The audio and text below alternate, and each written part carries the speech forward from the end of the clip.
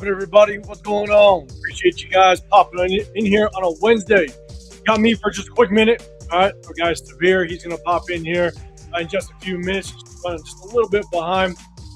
Chris, usually, and he is going to be maybe a special guest at some point. Chris can't make it today, but he's going to be with us next week.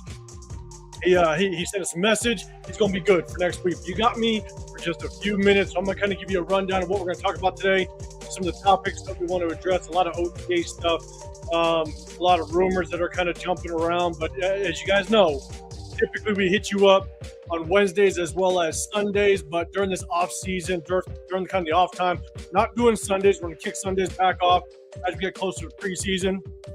But we're kind of hitting you guys once a week in the Raider War Room. On Wednesdays at 5 p.m. West Coast time, 8 p.m.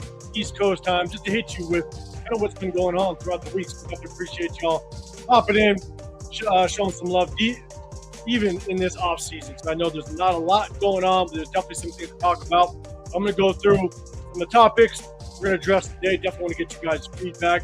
If you can, do us a big favor, hit that like button wherever you're watching. I'm 805 Raider. The channel's Real Talk Raider Nation. Got the Severe Raider that's going to be with me in just a few moments. And then the other third of the Raider War Room, Chris Protect the Show podcast. So once you're done, definitely head over to Chris Protect the Show podcast. Say what's up to him as well. But we're going to kick this thing off. Again, I'm going to go through the topics. But before I do, I got just some news I want to share with y'all a little bit. It's something we're going to do as we kind of get closer to the preseason, and then we're going to kick it off the second preseason game. Let me go ahead and share my screen. I'm going to throw it up here if you guys can see it. I'll kind of blow it up. If you guys can't, I apologize. But basically, we're going to be doing a little bit of a jersey raffle on this channel. Okay, so it's a jersey raffle. It's a $10 entry. If you want to enter in, you got to put your entry through Venmo. All right, Venmo. Go on to at the top. At least if you're on my channel, if you're in my chat, the pinned comment is going to be a link to the Venmo. It's a $10 entry. You have unlimited entries. Doesn't matter how many times you want to enter. And we're basically going to be giving raffling off free jerseys, either a Mendoza, a Bowers, or a Genty jersey. Shout out to Cheeto Linus. He already has the money for the jerseys. So August 20th, I'm going to go live with a couple other people. We're going to go live for that Houston preseason game, and then we're going to announce the 3 winners of that jersey raffle. All right, it's a $10 entry. Go to Venmo. All right, again, the Venmo, it's at Real Talk Raider Nation. Submit your entry. I'm going to log everything. I'm going to continue to announce the people that have entered into the giveaway, however many entries that they have. August 20th, we're going to do the raffle. Again, you can pick between a Mendoza, Bowers, or Genty giveaway, or raffle, and you can pick the jersey of your choice. So, again, something we're going to do on this channel. I know there's a couple other content creators that are going to kind of get this out there in the space and just kind of allow anybody that wants to get in on it. So, again, $10 raffle. If you're the winner, August 20th, against the Texans game preseason, I'm going to go live for it. You get to pick your own jersey, whichever one you want. And yes, all sizes apply. Again, Cheeto Linus already has the money for it. So all he's going to do is get what jersey you want, the size that you need, and he's going to get it over to you. So, do me a favor. Share it out to everybody. I'm going to kind of go down, give you a little bit more information, so it's all zoomed in. Again, enter Venmo at Real Talk Raider Nation. I'm going to log all the entries, everything, and we're going to keep everybody updated on who's entered, the entries you got on August 20th. We'll have a little bit of fun and pick the winners live. So, again, if you're on my channel, the pinned comment is the link, or just go to Venmo, look up Real Talk Raider Nation if you want to get entered on that one. So it's going to be a little bit of fun. Hopefully you guys enjoy it. Again, an opportunity to win a jersey of your choice, like either a Mendoza, Bowers, or Jim. So I'll go back up to the big screen. I'll keep announcing it. I'll keep letting everybody know. I'm going to post it on my social media, Instagram, TikTok, all that. And so I believe I can be found at _805 Raider on those. So again, just another way to have a little bit of fun in this off season. So some of the topics we're going to talk about before my guy Severe gets up in here. I'm going to give a shout to the chat here in just a second. We're going to go cover, obviously, another tragedy just in the NFL world, just the sports world. We talked Alden Smith. He passed away. We're going to talk about that. We're going to talk about Jack Besh. There's rumors that Jack Besh is just kind of what he's focused on in this offseason, what he wants to be better at. And so he sat down with some of the former Raider players. He sat down with a panel of just kind of Raider commentators and analysts, and he kind of shared a little bit as to what he's focused on and what he wants to be better at this upcoming season. I definitely want to get your take on that. We're going to talk about Brendan Sorsby. Again, not necessarily Raider related, because obviously we got to Fernando Mendoza. The likelihood that we would even try to attempt to go and get Brendan Sorsby, I think, is an extreme long shot.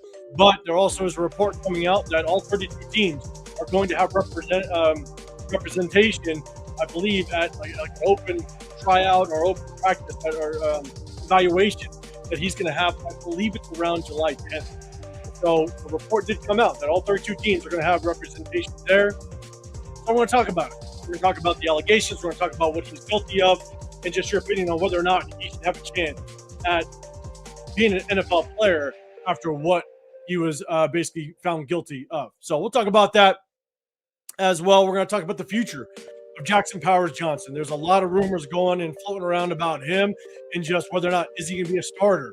But is he going to be a part of this Raider team? Could he possibly be on the trading block? We're going to ask that question, see what your guys' feedback is on that. Also going to talk about kind of a rising star a little bit as it relates to what's being portrayed and coming out of OTAs. Right? I know there's a lot of people that have access to OTAs, have access to watching players practice and all that, and you can kind of take a lot of what comes out of OTAs with a grain of salt, because we obviously know kind of the hype that a player got last off season and really didn't amount to much at all. But we're going to talk about Malik Benson. The reason why we'll talk about him is because obviously the receiver room is something that there's a lot to still be desired. Right? I think that's one of the biggest question marks kind of going into this season, and people were talking about Malik Benson. So we're going to go ahead and see what you guys have to talk about when it comes to Malik Benson, and just kind of your feedback on him and potential that he maybe brings to this team. But we're also going to talk about maybe the defensive side and a little bit of the concerns with the depth in the linebacker room. Right? We got Tommy Eichenberg, we got Cody Lindenberg, we got some names, but it still remains to be seen if there's one of our starting linebackers. If one of them goes down, obviously we brought in some really good names through free agency. If one of them goes down,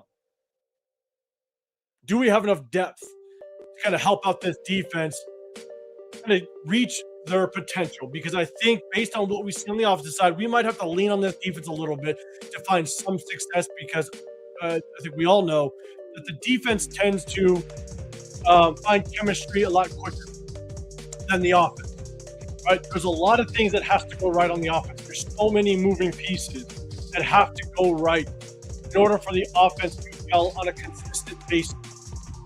And the defense can find success kind of on individual performances at times, right? A 3rd and 10, you can all of a sudden you can get a sack, even though maybe the coverage on the back end isn't great.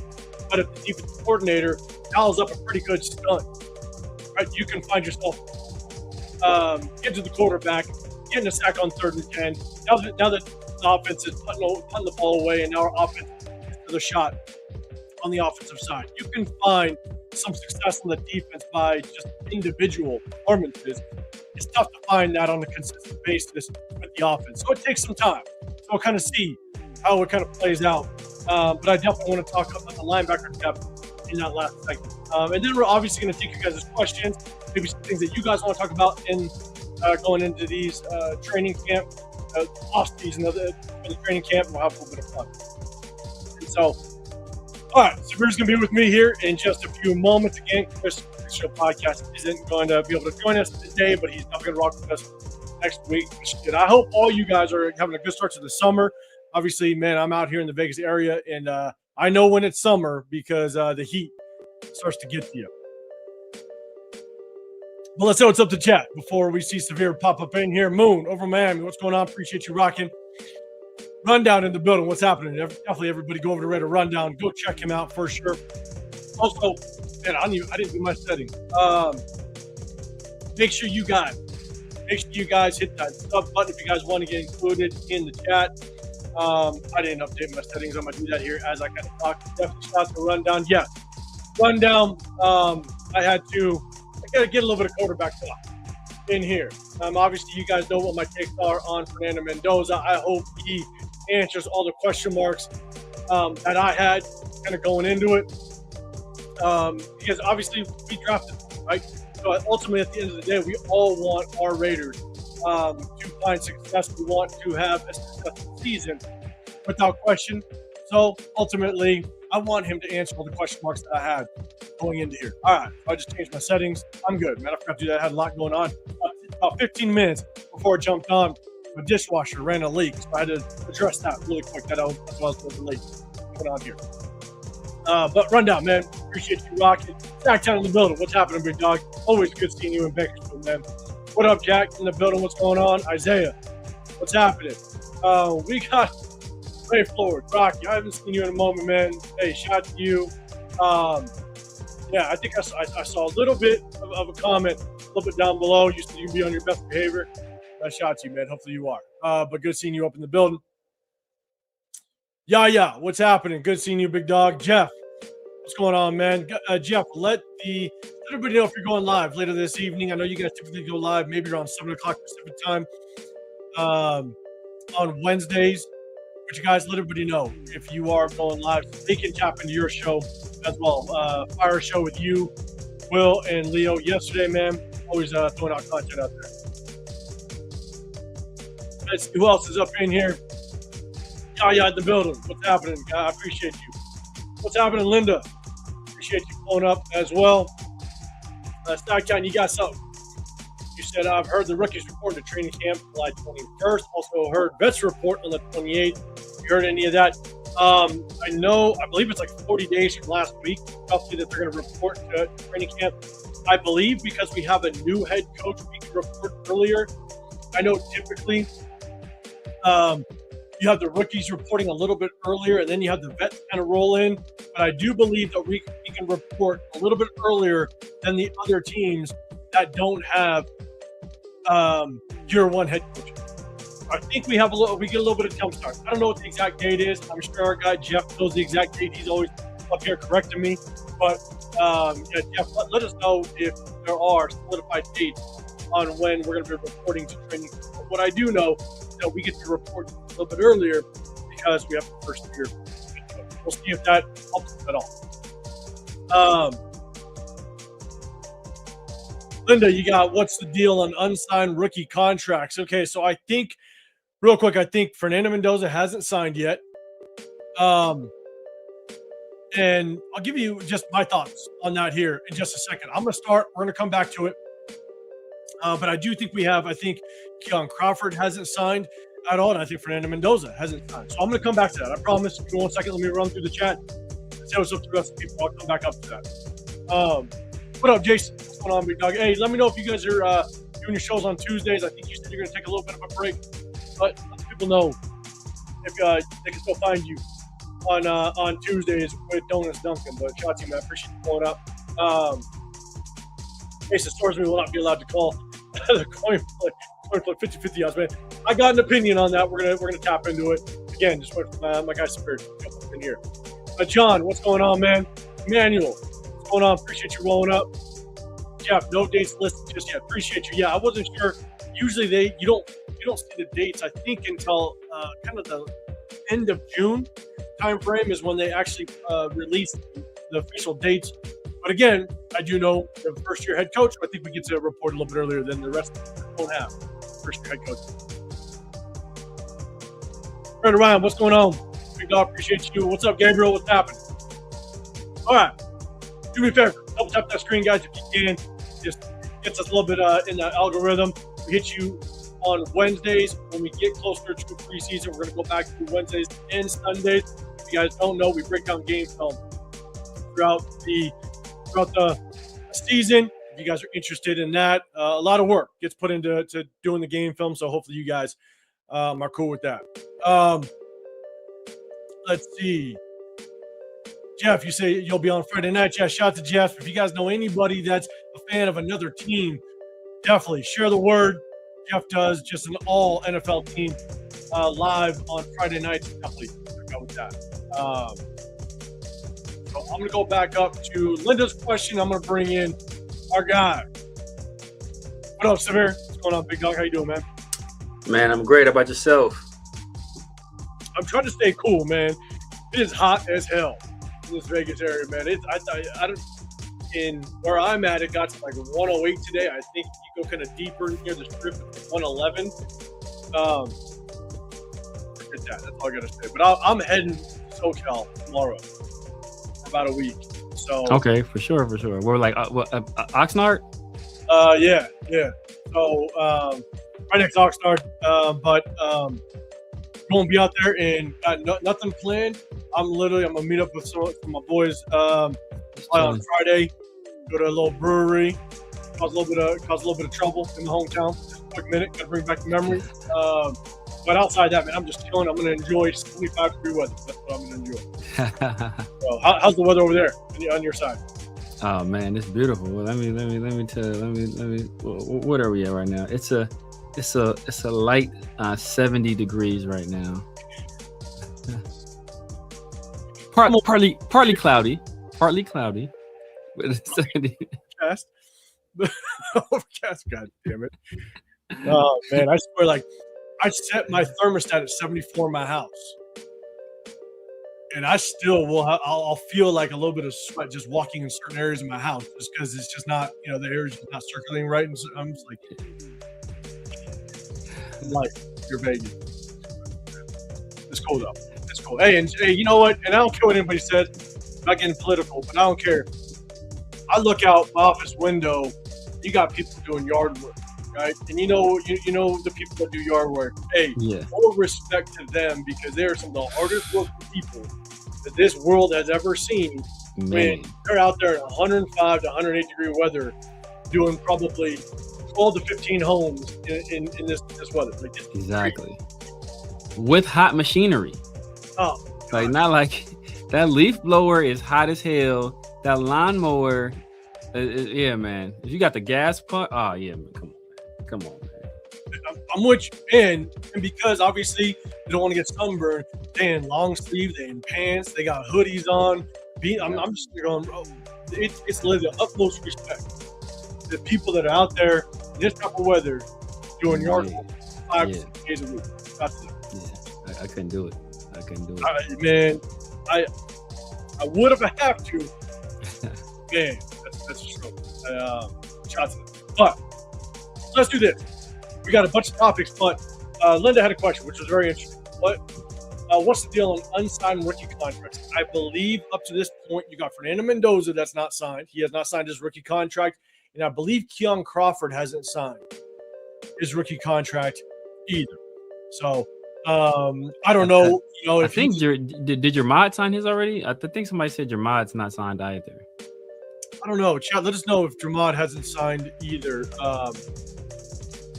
Which would be interesting if he hasn't signed as well. But let's kind of start from top to bottom. Right? Let's start about Fernando. Again, I don't think Fernando Mendoza has signed his rookie contract. I don't know. Maybe it's, but that's neither here nor there. What are your thoughts? Yeah, let us know. What are your thoughts on Fernando Mendoza not signing his rookie contract? Concerned?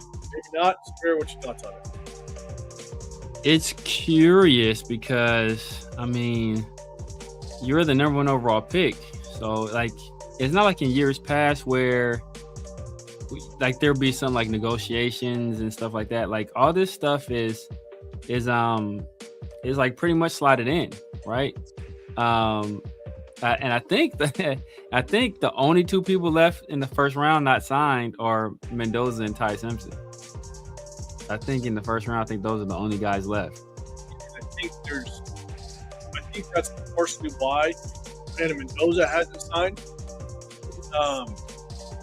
And then real quick, right before you say it, question about Jackson Power Johnson. I'll get deeper in that as well. What up, Myra? Yeah, I enjoyed it. Don't. Yes, it was the birthday yesterday. I'm a young, swift, athletic 43. All right, I'm saying. I'll leave it there.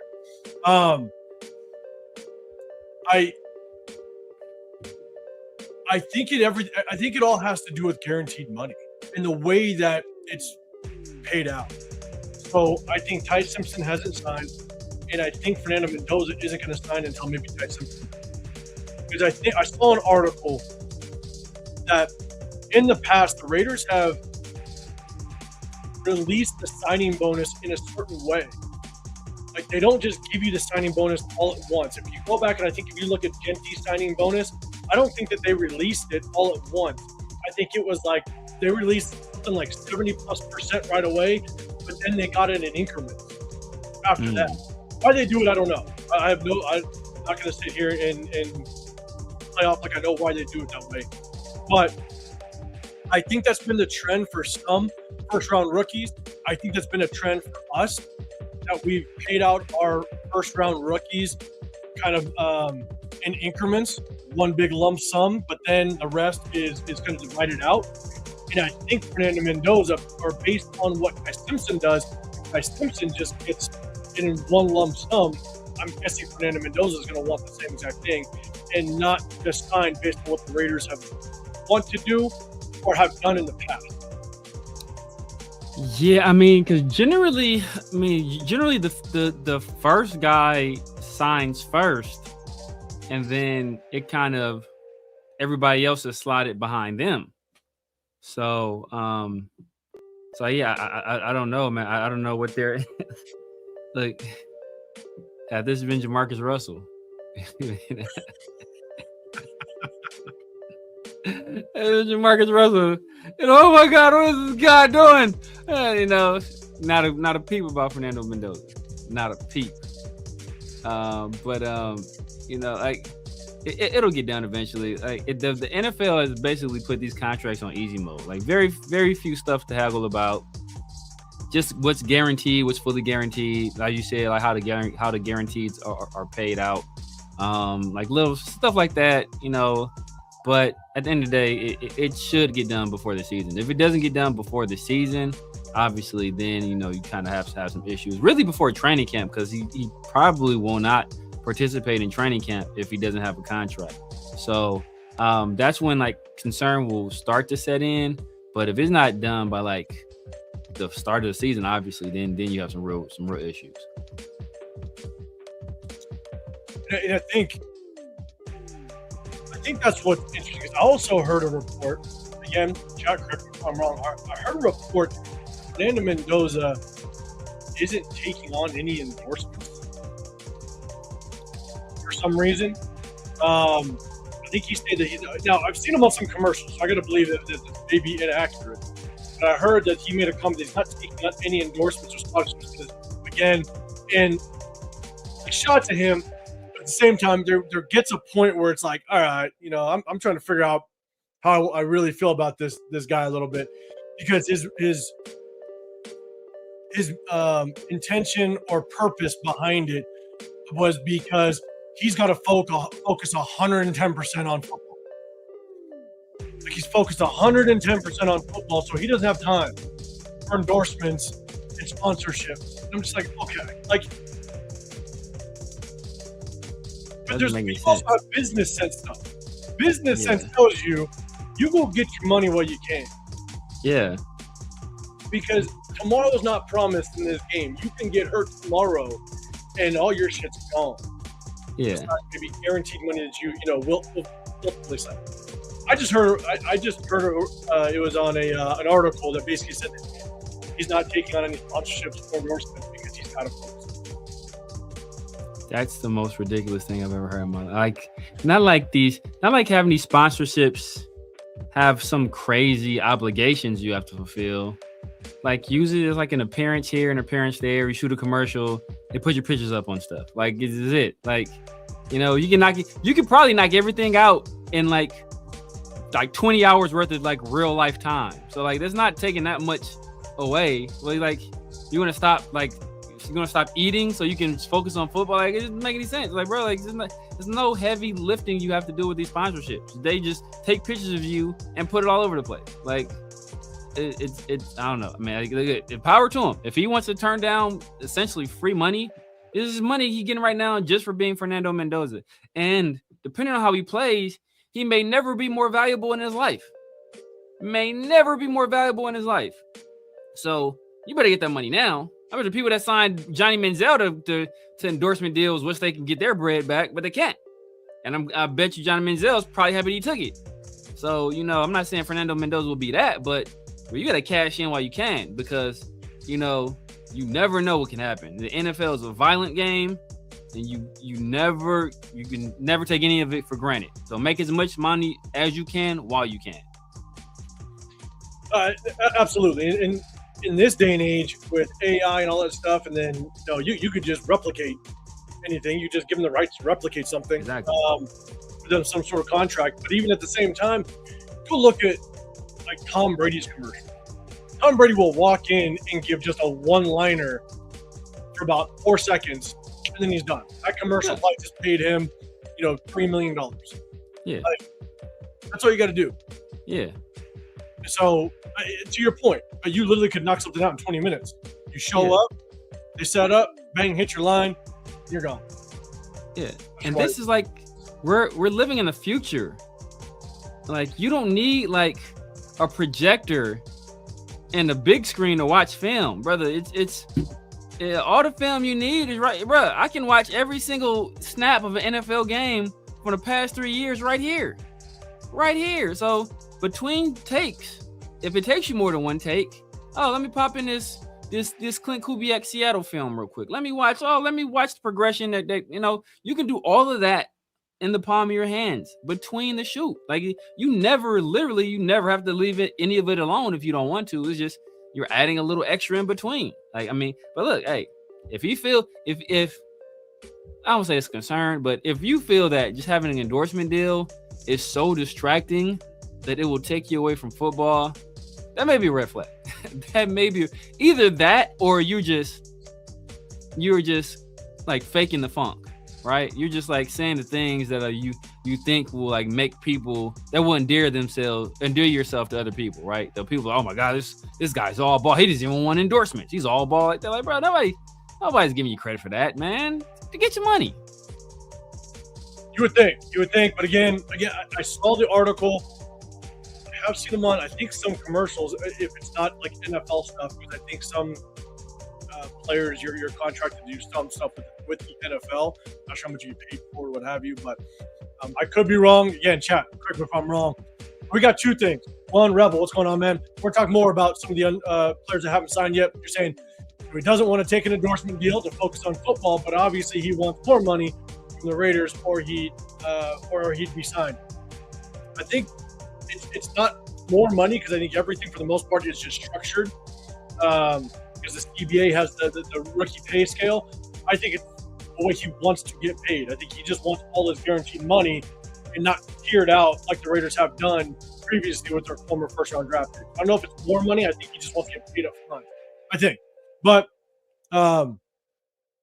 we also got another one. People in the building. Super chat out there to Severe, man. Sure, if you want to read this one out. Yes, sir. I have a cousin who played 14 years in the MLB. Sponsors can be a huge distraction. They can pretty much tell you what to do and say. But I don't know what companies he was signed to. This person was signed to, but I had a cousin who played in the NBA as well. I have a few family members that played in the NBA. But one of them was actually like a legitimate, like good player. They had a long career. And sponsorships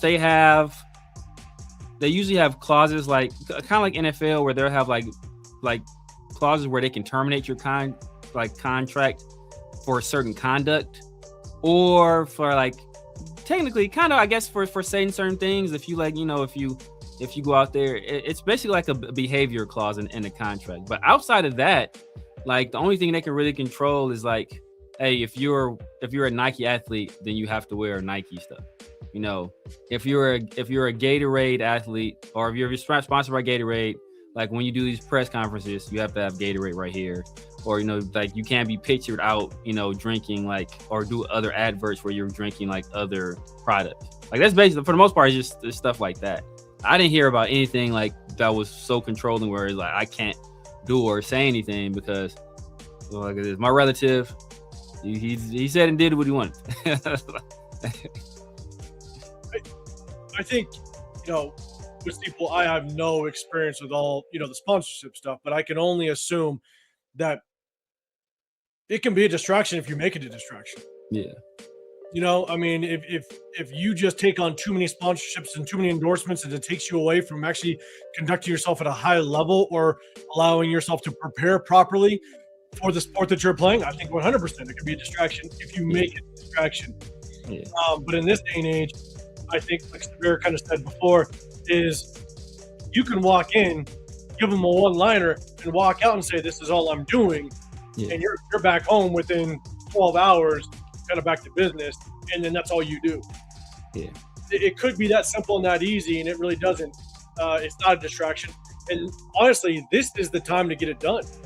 When there's no training camp, there's no OTAs. This is the time to get that stuff done in a way that it doesn't distract you from when training camp actually starts. So it could be a distraction if you make it, I think.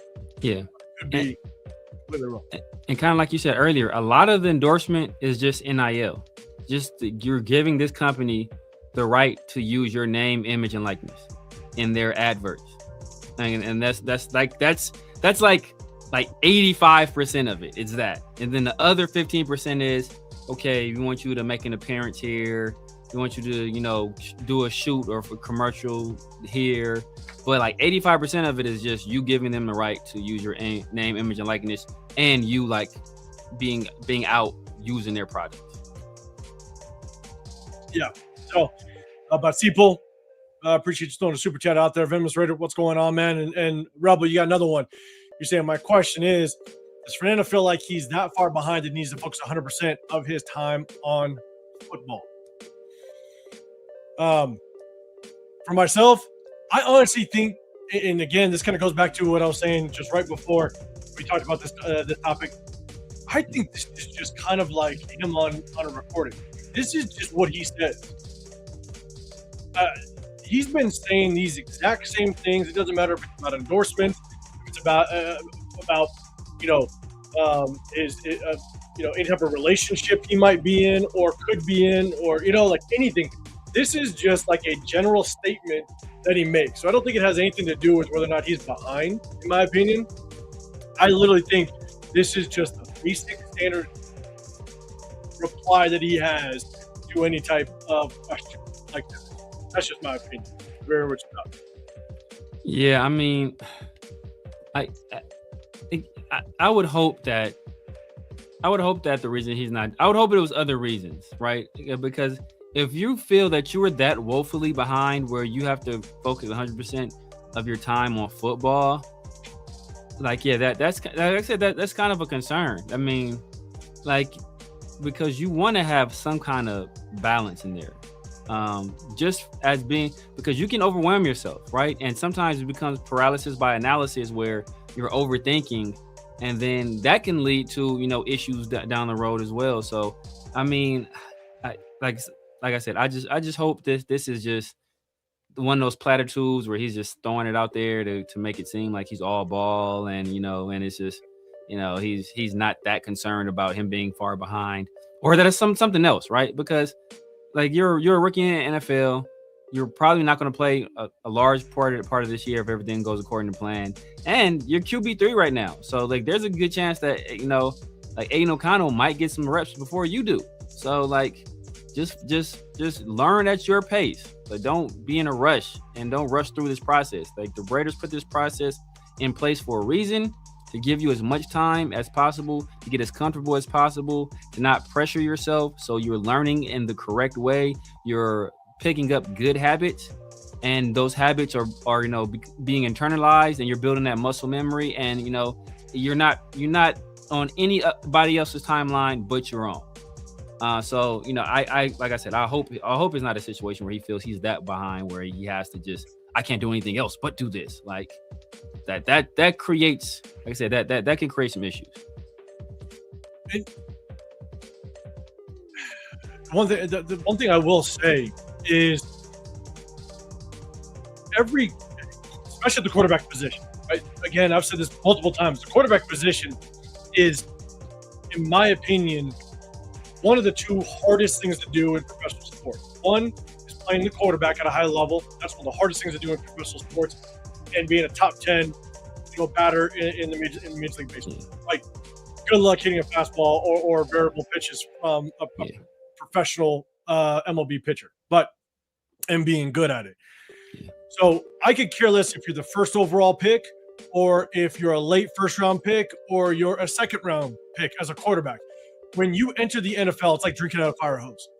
You are going to be overwhelmed like crazy, and depending on the type of coach that you find yourself paired up with, they might test your limit. They might test exactly what your capacity is. And I know a lot of people kind of talked about the intentions of OTAs. I've seen some people on other channels talk about just, what's the purpose of OTAs? What do you get out of it? I honestly think there's two purposes of OTAs. Number one is the coaching staff has to set their tone. The coaching staff has to relate to the players what their expectations are of these players. And you're going to basically lay out the groundwork for what the coaching staff is going to expect of the players, the pace of what the practices are going to look like, and what the expectations are within practice. And then you are going to test your players a little bit. You want to try to, and I think Clint Kubiak came out and said it. They're going to kind of test you a little bit. They want to see how much you can take on, what your capacity is within these practices. And so they're going to test you, but they're also going to be able to kind of feel out, okay, what kind of talent do we have on this team, right? And then they're going to feed you a little bit of what the scheme looks like, what their intention is, right? Are they going to be more of a run-based offense versus a pass-based offense? They're going to feed you a little bit of the scheme, but I think the biggest thing of OTAs is it allows the coaches to set the groundwork of their expectations of what this team is going to look like under their regime. And then they're going to send you off to the 40 days off and say, you better get your mind right and be prepared for training camp, because this is what I expect through OTAs. Now, kind of with that being said, I could care less, again, if you're a first overall pick or if you're late first rounder or second or third rounder. As a quarterback, you're going to feel overwhelmed. And so feeling overwhelmed isn't a cause for concern. Like, I hope you're overwhelmed. That means that Clint Kubiak and this offense is doing a good job of trying to understand who you are and kind of test you to see what you're capable of. And now, these next 40 days, this coaching staff is going to have to create a game plan of what can they do with this core. That's what their job is now with these next 40 days. And so if Fernando Mendoza feels overwhelmed, good. But you still have that freedom to go do a little bit of endorsement work and sponsorship work. Every athlete has that time to do it. But I don't think it's cause for concern. Even if Fernando Mendoza comes out and says that he, feels overwhelmed, I'm not too concerned, because better. At the end of the day. Now, talked about Fernando. Let's go back up real quick. Young Crawford hasn't signed his deal either, to my knowledge. So, is that a concern, right? He's a third rounder. We all saw what happened last year with the second rounders. I think Jack Besh was one of the last second rounders to sign his contract, because a lot had to do with guaranteed money. I forget who it was. Was it the Houston Texans that signed their Jaden Higgins? Yeah, they signed Jaden Higgins to a fully guaranteed contract, and that kind of set the groundwork for the rest of the second rounders kind of hold out to somewhat of the same standard. Jack Besh held out. I don't know the details around this, so Severe, what's your thoughts? And if you know more details on this, is this more of a guaranteed money thing? Because the salary within the contracts, they're all structured in the same way. That's part of the CBA. But I think the guaranteed money can be tweaked a little bit. So, what's your thoughts on this? Honestly, I just heard about it the other day. Yeah, Kieran Crawford. He wanted to take some mental reps on his contract. I don't know what's going on, man. I don't know what's going on. Like Kieran Crawford's already one of my least favorite picks from this draft, and the fact that he's yet to sign, it just reinforces why I really didn't like that pick. So I mean I haven't the slightest, I haven't heard anything about it about them not being signed. I didn't even hear about. I knew Mendoza wasn't signed because Adam Schefter had said something about it, but I didn't even know Kieran Crawford wasn't signed. And somebody else said, I think somebody said Jermod McCoy wasn't either. I didn't even know that till I was doing my show last night with Pharaoh, and somebody put it in the comment section. So like that is I won't say red flag, but it is a bit of a concern. I can kind of understand why Jermod McCoy is not signed, because first pick of the fourth round, usually fourth round, I think that's where the guaranteed money, you usually don't get guaranteed money from the fourth round and beyond. But, I can see him saying look, you guys know who I am, man. Take care of me on my contract. So I can see maybe there's some push and pull there. But Kieran Crawford, brother, you better get in where you fit in, man. I'm with you. You're signed quick because it's not and obviously you should be signed by training camp, but it's not like you're a solidified starter. You have plenty of competition sitting in front of you, and it's probably not good to have this contract as some sort of distraction in any way. So I think, is it a cause for concern right now? No, he was at OTAs. He was doing his thing outside of we need that mental break, day two. But outside of that, as long as he signs going to training camp, I'm cool. Sign, do your thing. Put on Rebel, appreciate you popping in. And I think it was my birthday yesterday. Shout out to you mentioning it. As long as he signed going to training camp, I'm not concerned. Whatever. Get your money. If it's a money thing, I've said this multiple times, I'm all about the players getting paid. Because Kieran Crawford can literally fight to get guaranteed money, step on that field and pull a Malcolm Kuntz, and then all of a sudden, bang, he tears his ACL, and then he's screwed. Get your guaranteed money, do your thing, as long as you sign by training camp, because you are a third-round draft pick, and you aren't a solidified starter. You're a rookie. You have a long ways to go to fight your way past a Kwity Paye, a Malcolm Kuntz. Some of these guys that, in my opinion, are solidified in that rotation of being a starter. Better sign that deal before it runs. All right. Let's see. Down, appreciate you. What up, Ken, in the building? Would you guys trade JPJ for a third or a fourth? Yeah, I'm going to store that. We'll bring it back because we're going to talk about JPJ here in a minute. So let's get to the first topic. We already talked about just in the contracts. Linda, appreciate you throwing that question up there. Let's get to just real briefly some news that just kind of hit. It's more like NFL news, but he was a former Raider. I'm gonna go ahead and share the screen. We got reports that came out that Aldon Smith, former Raider, obviously kind of had his issues with mental health. We all know just kind of the stint that went on with him being locked out of the facility, and then him kind of burning shit in his backyard, all that stuff. Mental health is a real thing.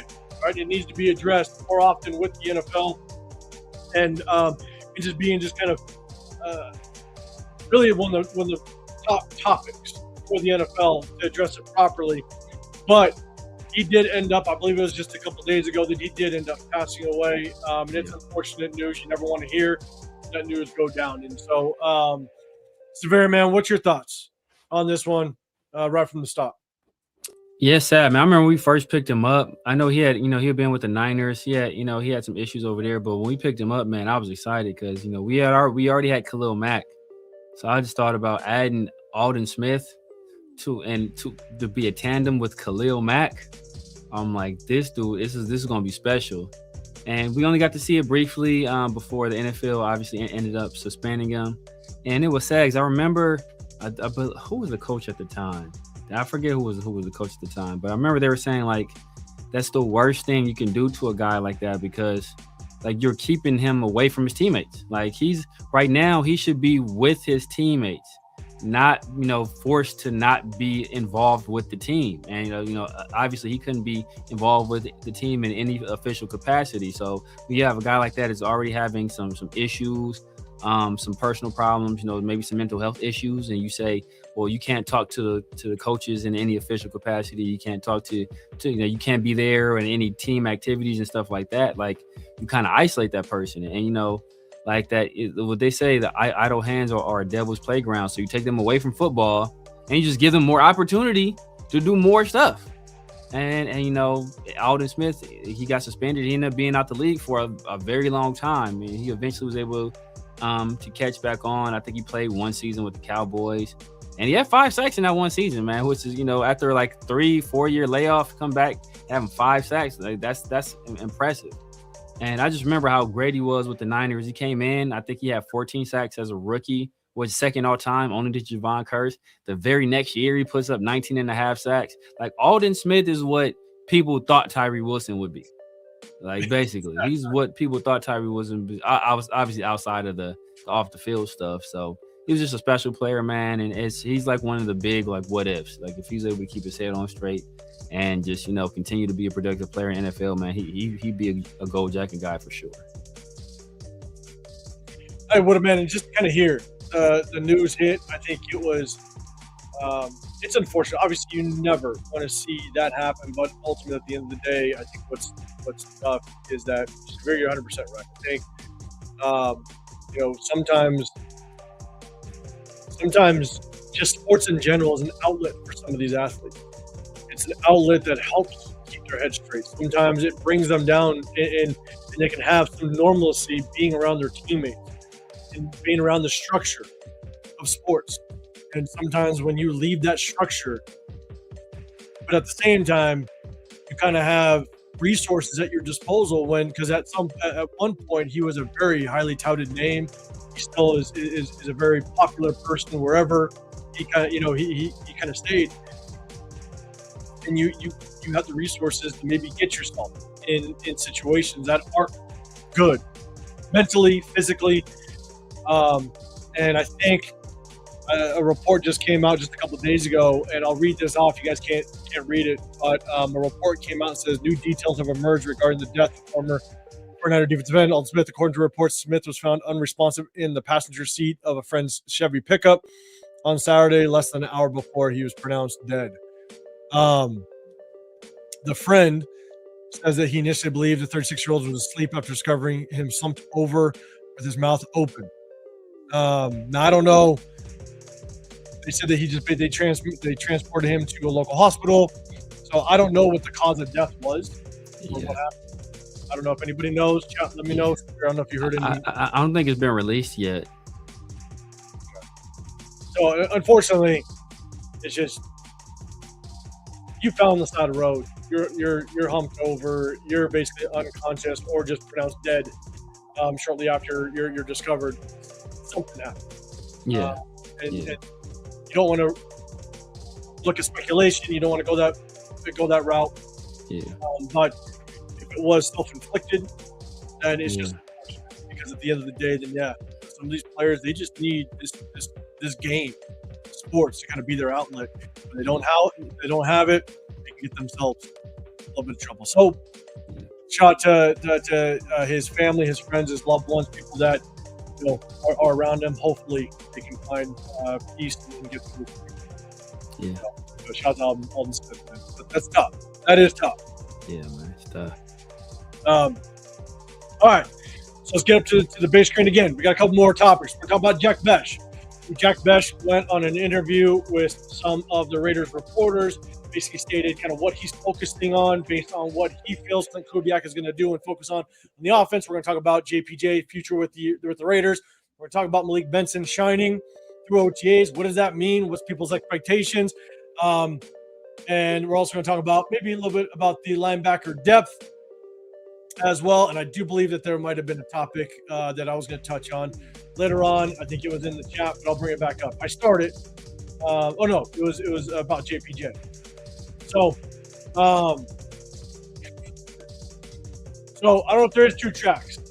Are you? I got a little bit in the background just so that there's no dead air, but that is just in the background a little bit, just distracting. That's my fault. I don't want no dead air, but we'll see just kind of how it plays out. I usually have it, but see how it works. So let's get to. Oh no, shoot, my bad. Before we go to Jack Bench, we're going to this one. We're gonna have a little bit of fun with this one. I want to know what everybody thinks about this one. I'm gonna share the screen. Brendan Sorsby. If you don't know who that is on the screen, Brendan Sorsby. I'm gonna explain it here in just a second. Then I'm gonna pull it off the screen. I'll bring us back up to the big screen. Obviously, we drafted Fernando Mendoza, #1 overall. So Brendan Sorsby, is he a potential for the Raiders? I would bet money no. I'd bet a lot of money no. But there is a report that Brendan Sorsby is going to have some sort of workout or some sort of public like a pro day, on around July 10th, I believe it is. And the report came out that all 32 teams are going to have representatives. All 32. They're in attendance. So the Raiders will have somebody there in some capacity. And so, we're going to bring it up. So Brendan Sorsby, if you guys don't know, I'm going to bring it up to the big screen. And that'll be the question. Do you think it's right, one, that Brendan Sorsby is allowed to play in the NFL based on what he was found guilty of? He was basically found guilty of betting a shit ton in college football, not just on college football, but on his own team when he played at Indiana. And so I did look this up because I will say I was a big Brendan Sorsby fan. If Brendan Sorsby had one more opportunity to play that final year in college football, I easily think he could have been a top 3 quarterback coming out in next year's NFL draft class. Because I think he's got all the arm talent in the world. Now, it was clear he needed one more year in the NFL. Kind of like, honestly, in my opinion, kind of like Severe, your guy, Dante Moore. So Dante Moore, I think, could have come out this year, but I think him staying one more year benefits him like crazy. I think he has an argument to be the best quarterback to come out next year in the NFL draft. But if he just progresses and improves. But I think Brendan Sorsby could be in that conversation if he had one more year. So,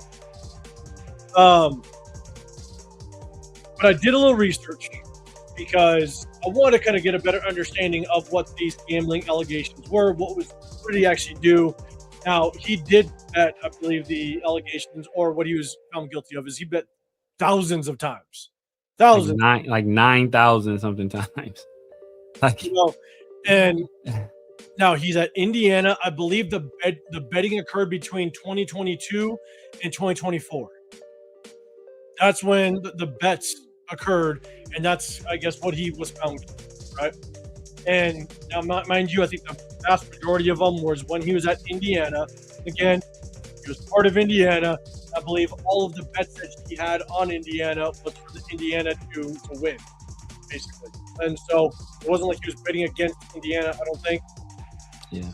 As much as I can research. But the betting took place in 2022 to 2024.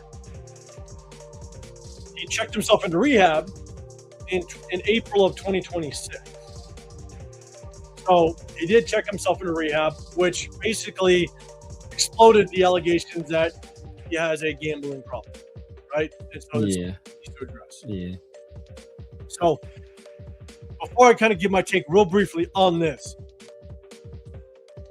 I don't think there's a chance that the Raiders are going to put a bid in, because he has to go into the supplemental draft. And the way the supplemental draft works is that every NFL team has the opportunity to put in their bid. It's basically like a blind bid. Yeah. Right? You can give a first round bid, second, third, all the way to a sixth, seventh, right? Yeah.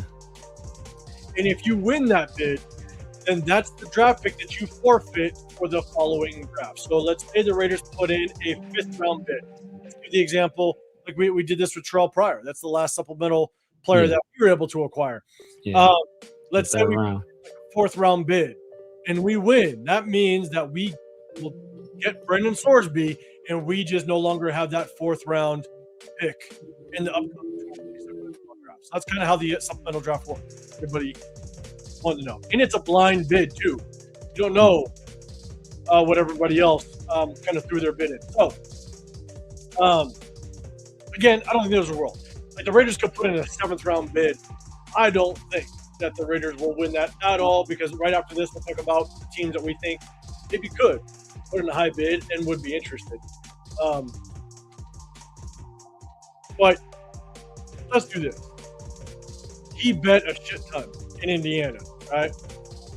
I'm going to do this. I don't know how old he is. I'm sure he's young. He's probably finding himself some sort of way of betting in Indiana. He's in Indiana. Exactly, yeah. No hate to Indiana. It's boring as shit in Indiana, and you're a backup. You don't have much else better to do. I remember when I was 18, 19 years old, I was gambling a shit ton just around where I was, right? I mean, it is not through like, I was sports betting a little bit, but I played poker games just to have some. I bet a shit ton. Now, stupid as all hell for him to do it as a college player. Okay, now I am not excusing him for that. You're an NCAA college player.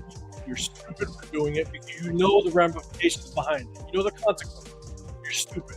But I also know, hey, as a young kid, you just gamble a little bit, right? And if you have access to it. So, but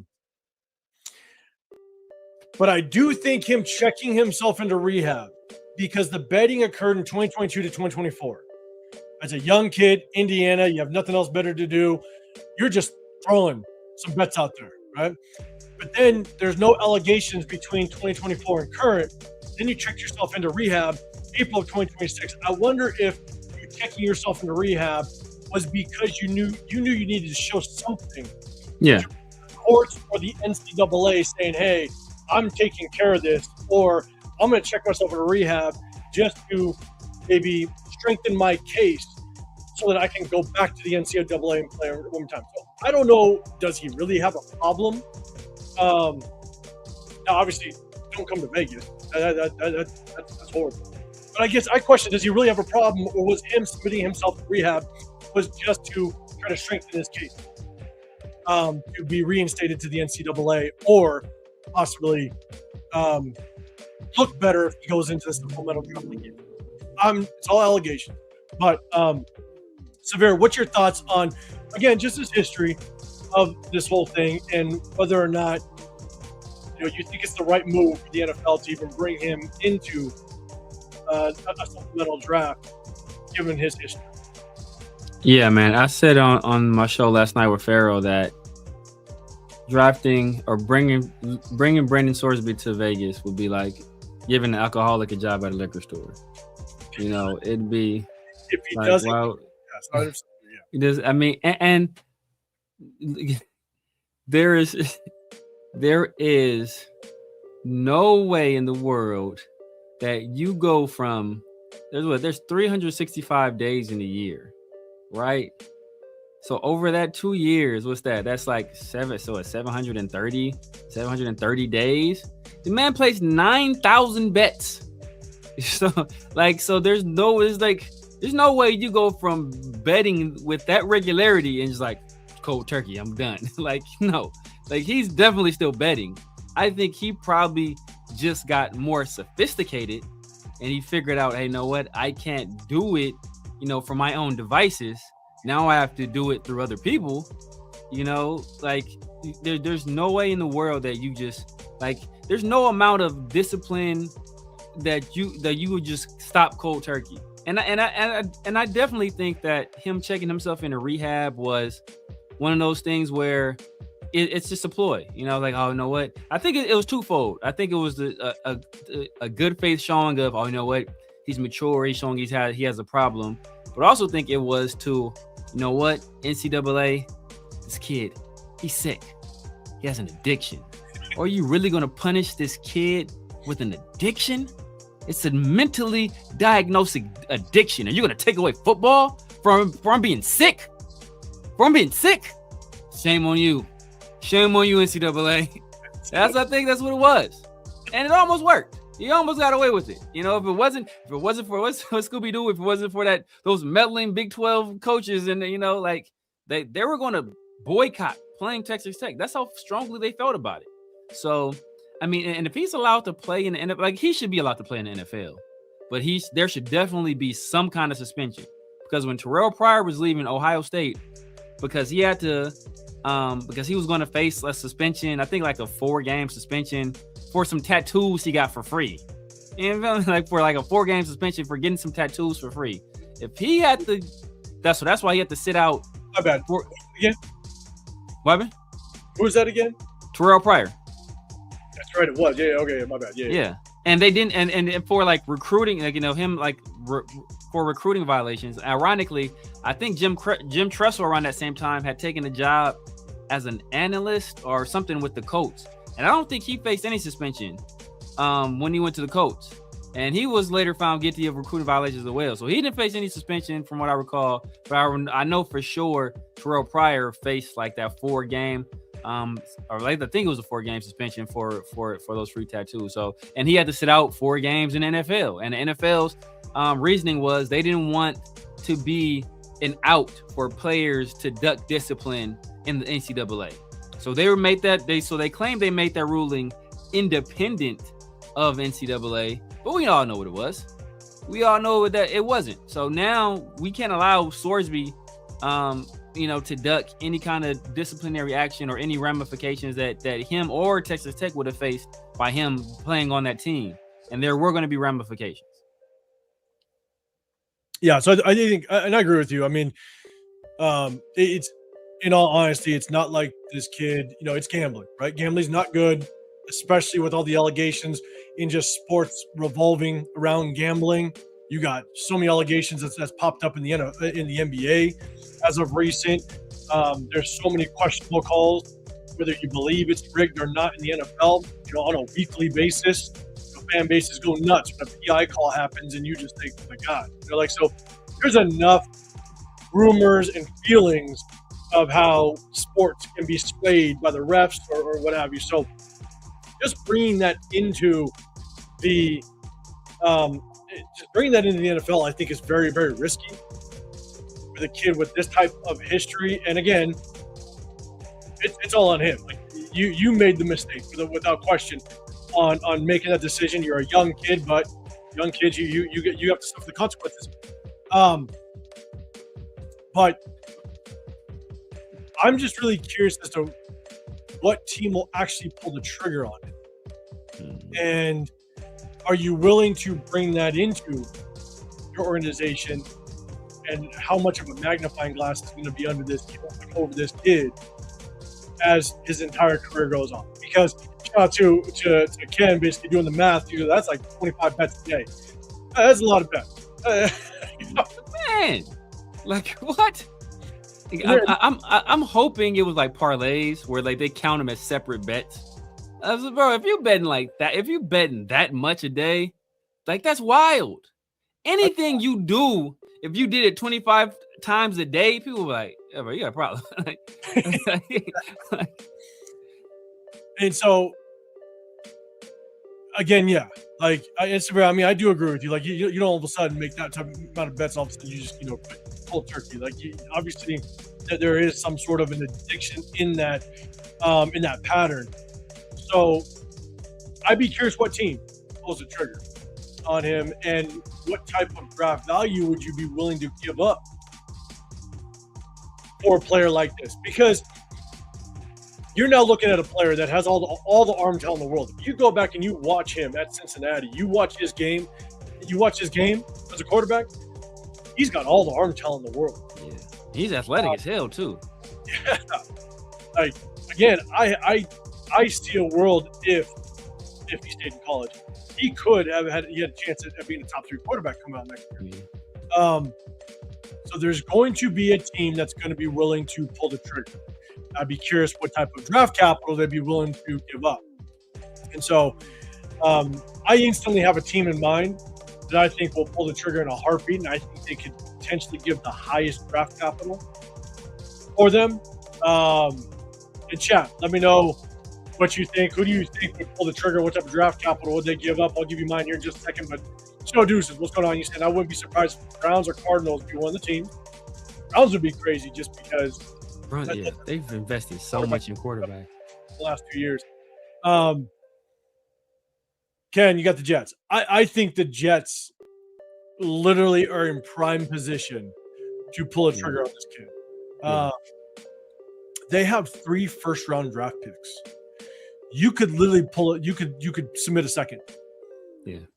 You could submit a second. They have 3. Okay, I thought they only had 2. They have 3. Oh my God. I think they have their original pick. I believe they have the pick from the Cowboys, and then they have a 3rd pick. Okay. And so you could literally probably for Sauce, maybe. Yeah. No. Yeah, they got 2 for Sauce and they got 2 for Quinnen. Yeah. So they probably have 3. Yeah. They didn't move around last year. So you got the Jets that can submit a second, go grab Brendan Sorsby. You have 2 first-round draft picks that you can make your pick in that 3rd first-round draft pick, move around, acquire another second, and now you just got your second back. Like you can move. Sky's the limit for 3 first-round draft picks. Hey, look, Jeff, I'm right there with you. I said this last night. If I'm the Vikings, I do it. It's to add 2.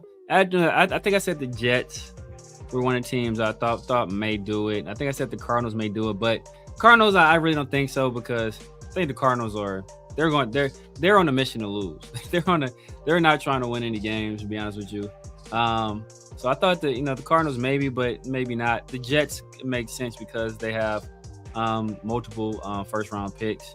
But 2 teams or 3 teams I thought could be sleepers was the Vikings. One of them was the Vikings, just because obviously JJ McCarthy is a tremendous, massive bust thus far in the NFL, and it remains to be seen if he's able to turn it around.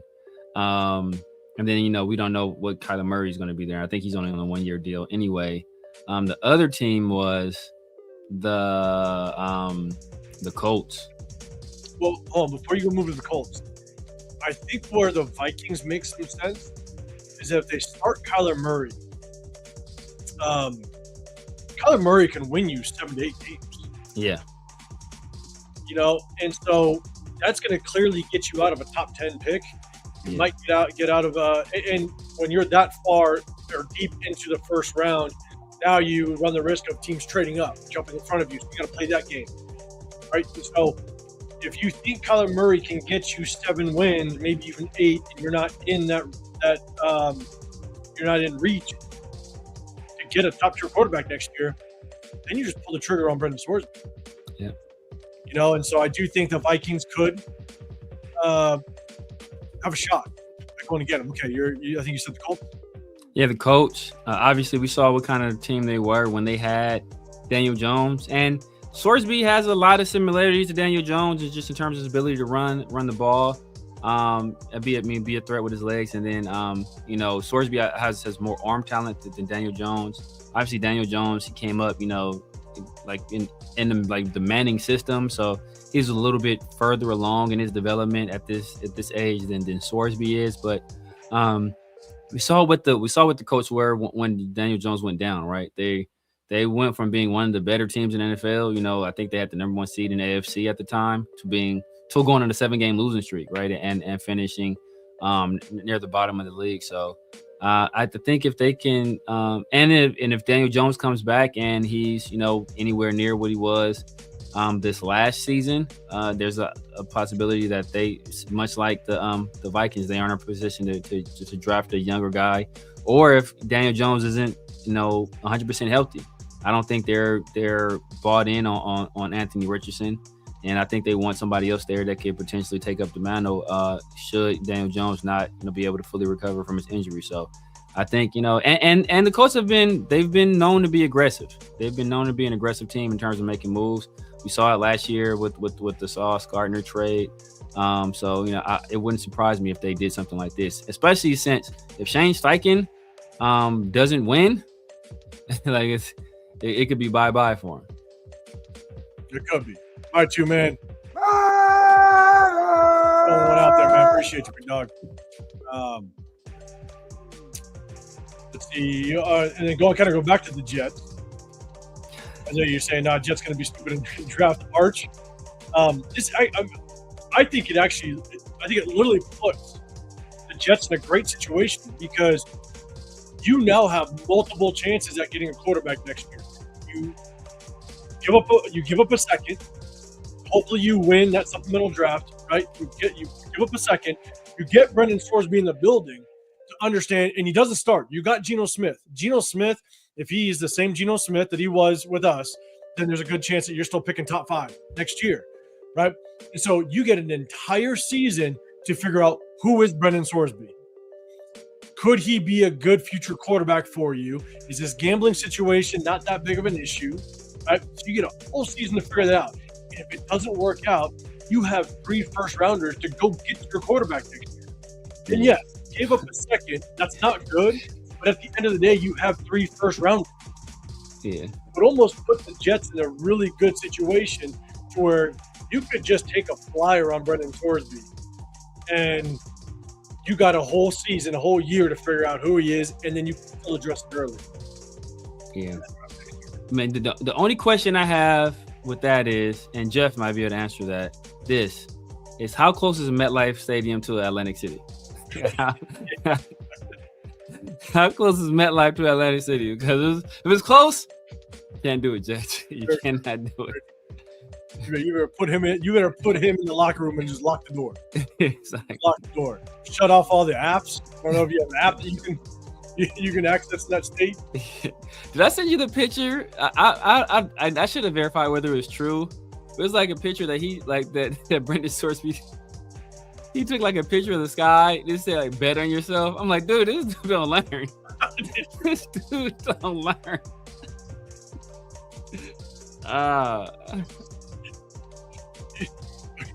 Maybe the addiction's still there. My bad. That's a bad look. That's not good. Whatever agent he maybe has, they should have corrected that one real quick. That PR team needs to be on their toes. My God. Jeff, yeah, if I was the Vikings, to make sure to secure him, use your first rounder. Could Isaiah, you got Steelers. I'd be curious what this would want. Another situation with them, you got Aaron Rodgers. Aaron Rodgers can win you enough games to keep you out of the running for first round quarterback, at least top 3. You got Howard, which you end up. They got Howard and they got Drew Aller. So it just depends on how much you like Drew Aller, because I think did they draft Drew Aller in the 3rd round? He went in the 3rd round. Was he the 3rd round or was Carson Beck 3rd round? I think Carson Beck was the 3rd rounder as well. Okay. Aller went day 2. I believe he did. But either way, it just depends on how much Mike McCarthy, you're in that regime that drafted Drew Aller. So how much do you like him? And how much do you think Drew Aller and Brendan Sorsby are different quarterbacks to waste a top draft pick on a Brendan Sorsby that has that many question marks? I think you just roll with Drew Aller, to be honest with you. In my opinion. Because I don't know if there's a massive difference in potential between Drew Aller and Brendan Sorsby. To give up a high draft capital. Because I do think you're going to have to give up some pretty good draft capital to get Brendan Sorsby. Ryan, you think the Vikings makes sense as well? Deuce, you're saying Sam Darnold is a free agent in 2028. What does the Seahawks swoop in for that interest?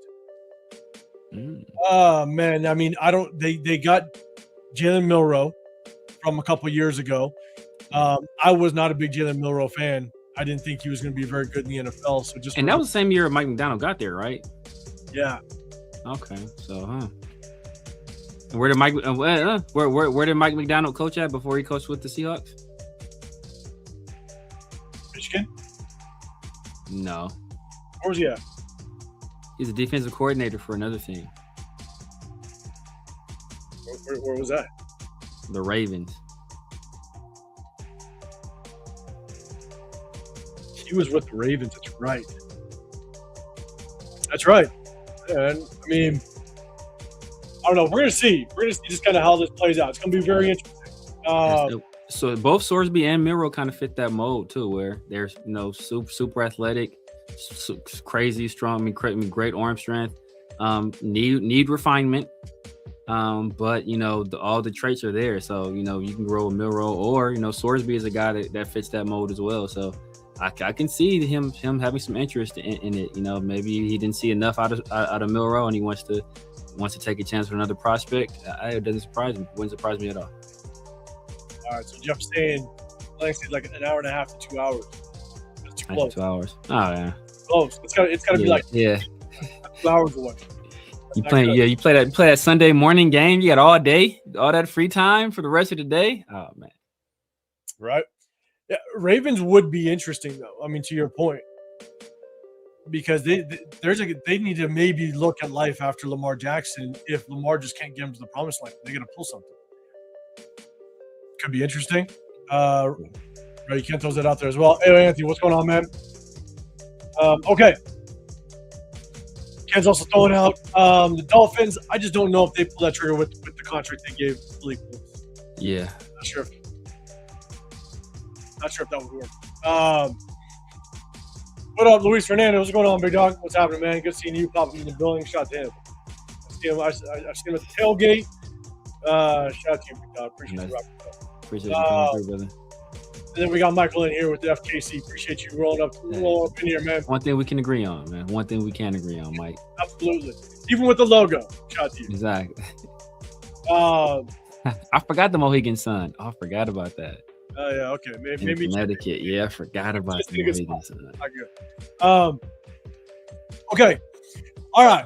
Talked about Brendan Sorsby. Again, I think we all can agree, not going to happen for the Raiders whatsoever, but all 32 teams will be in attendance. It'll be very interesting to see who just kind of wins that supplemental draft. I do think there's going to be some scooters, and there will be teams that will drop some decent draft capital on them. We'll see how that plays out. Let's go to the next one. I'm going to go ahead and share the screen. Now, I'm going to kind of preface this. Jack Besh, okay? Jack Besh, we're going to talk about him because he had a little bit of an interview with some of the Raider reporters, some of the former All-Pro, even Hall of Famer. And he kind of described what he's focusing on based on what he thinks our Clinton Kubiak offense is really going to look like. So I'm going to pull this back down. I'll put up the banner so everybody knows what we're talking about. But Jack Besh basically stated, and he overemphasized, that he's really going to want to focus on his run blocking ability in this offense because he feels like Clint Kubiak is going to lean a lot on the running game. And my biggest question is, and there's been reports that Jack Besh is kind of bulked up. He's bulked up and he wants to play that role. Now, at the same time, he's a former tight end.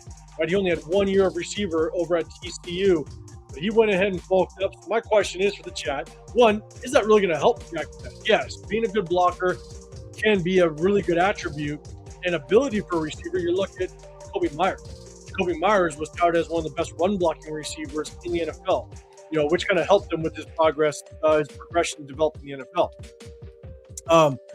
But my question is that something Jack Besh should be focused on given his performance that we saw last year and what, again, I think Severe felt the same way, of what he really lacked coming into the NFL.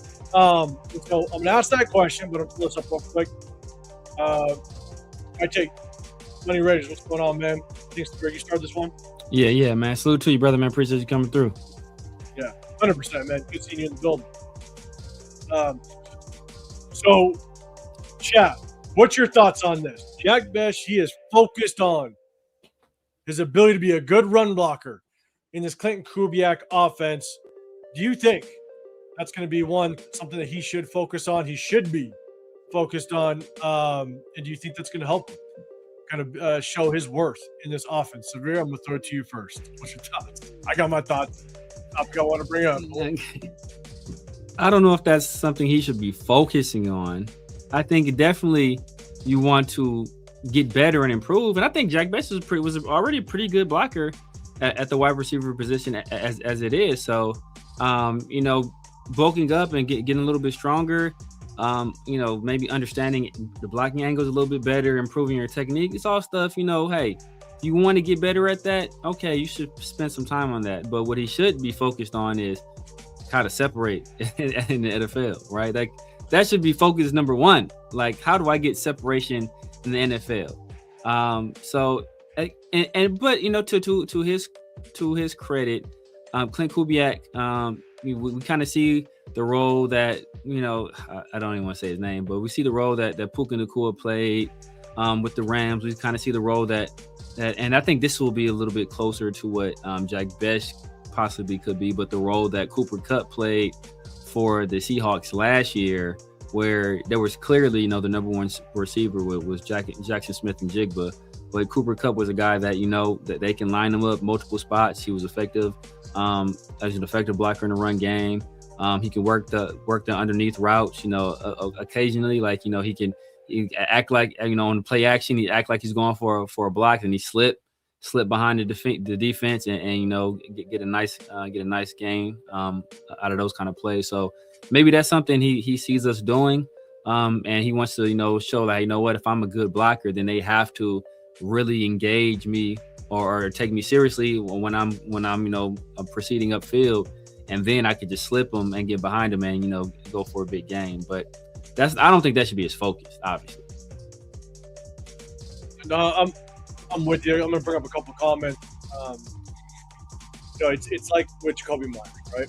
Jacoby Myers was touted as one of the best number 2 receivers, right? Some people would debate he was a decent number 1, but I think we all can agree, the majority of us can agree, that he was a really solid number 2 receiver. And it wasn't just his ability to get open, understand how to work in zone coverage, but he was a really good run blocker. But the thing is that it's always, being a good run blocker should always be a compliment to you being a good receiver. It's like a running back that sucks at running the football and can't find the hole and has bad vision.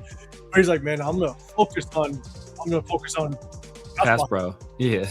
Like, okay, you can focus all you want on pass blocking, but if you can't even do the first thing right, what your position asks you to do 80% of the time, then you're probably not going to find yourself in the football.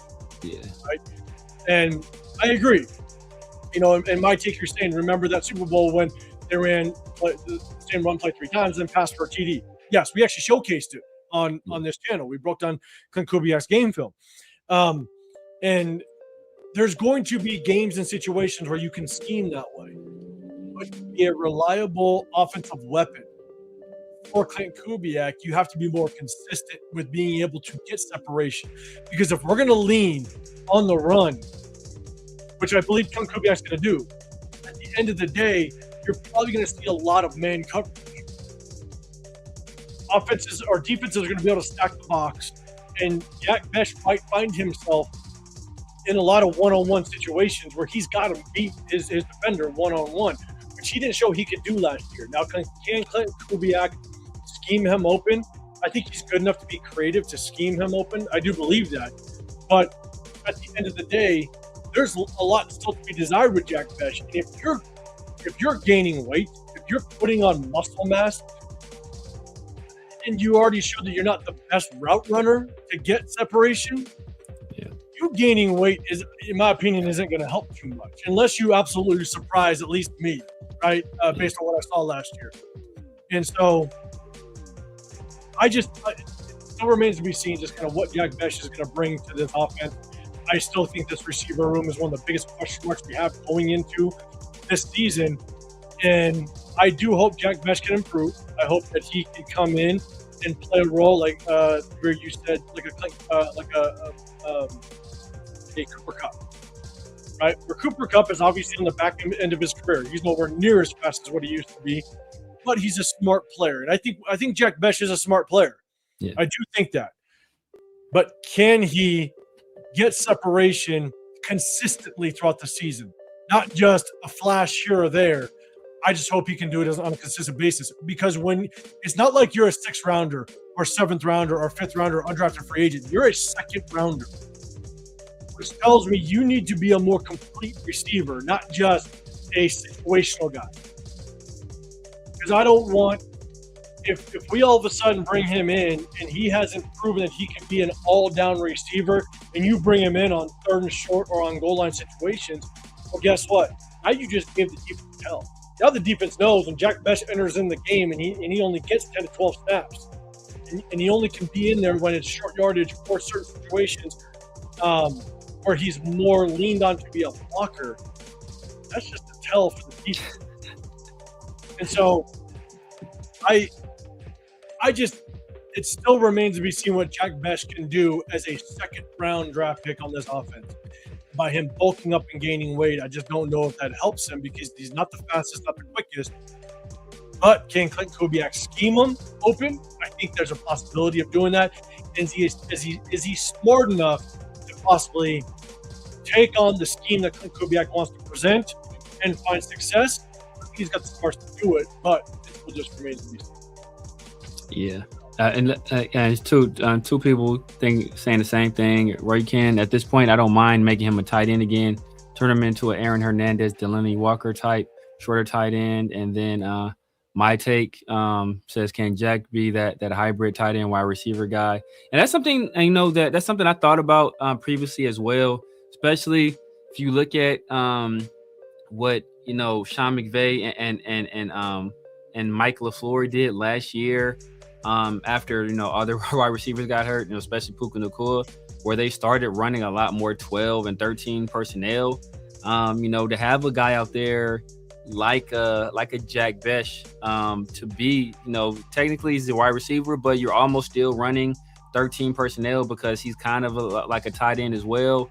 And then when you do stuff like that, that kind of gives you the ability to disguise because teams don't know what you're going to be doing in those situations. That's one thing that Sean McVay did early in his career, where Sean McVay would always put the same personnel out there every time, because he didn't want personnel groupings to be a tell to what he was going to be running, right? So he didn't. So much like you said, like Jack Besh is in there. Oh, we know we're going to be doing this.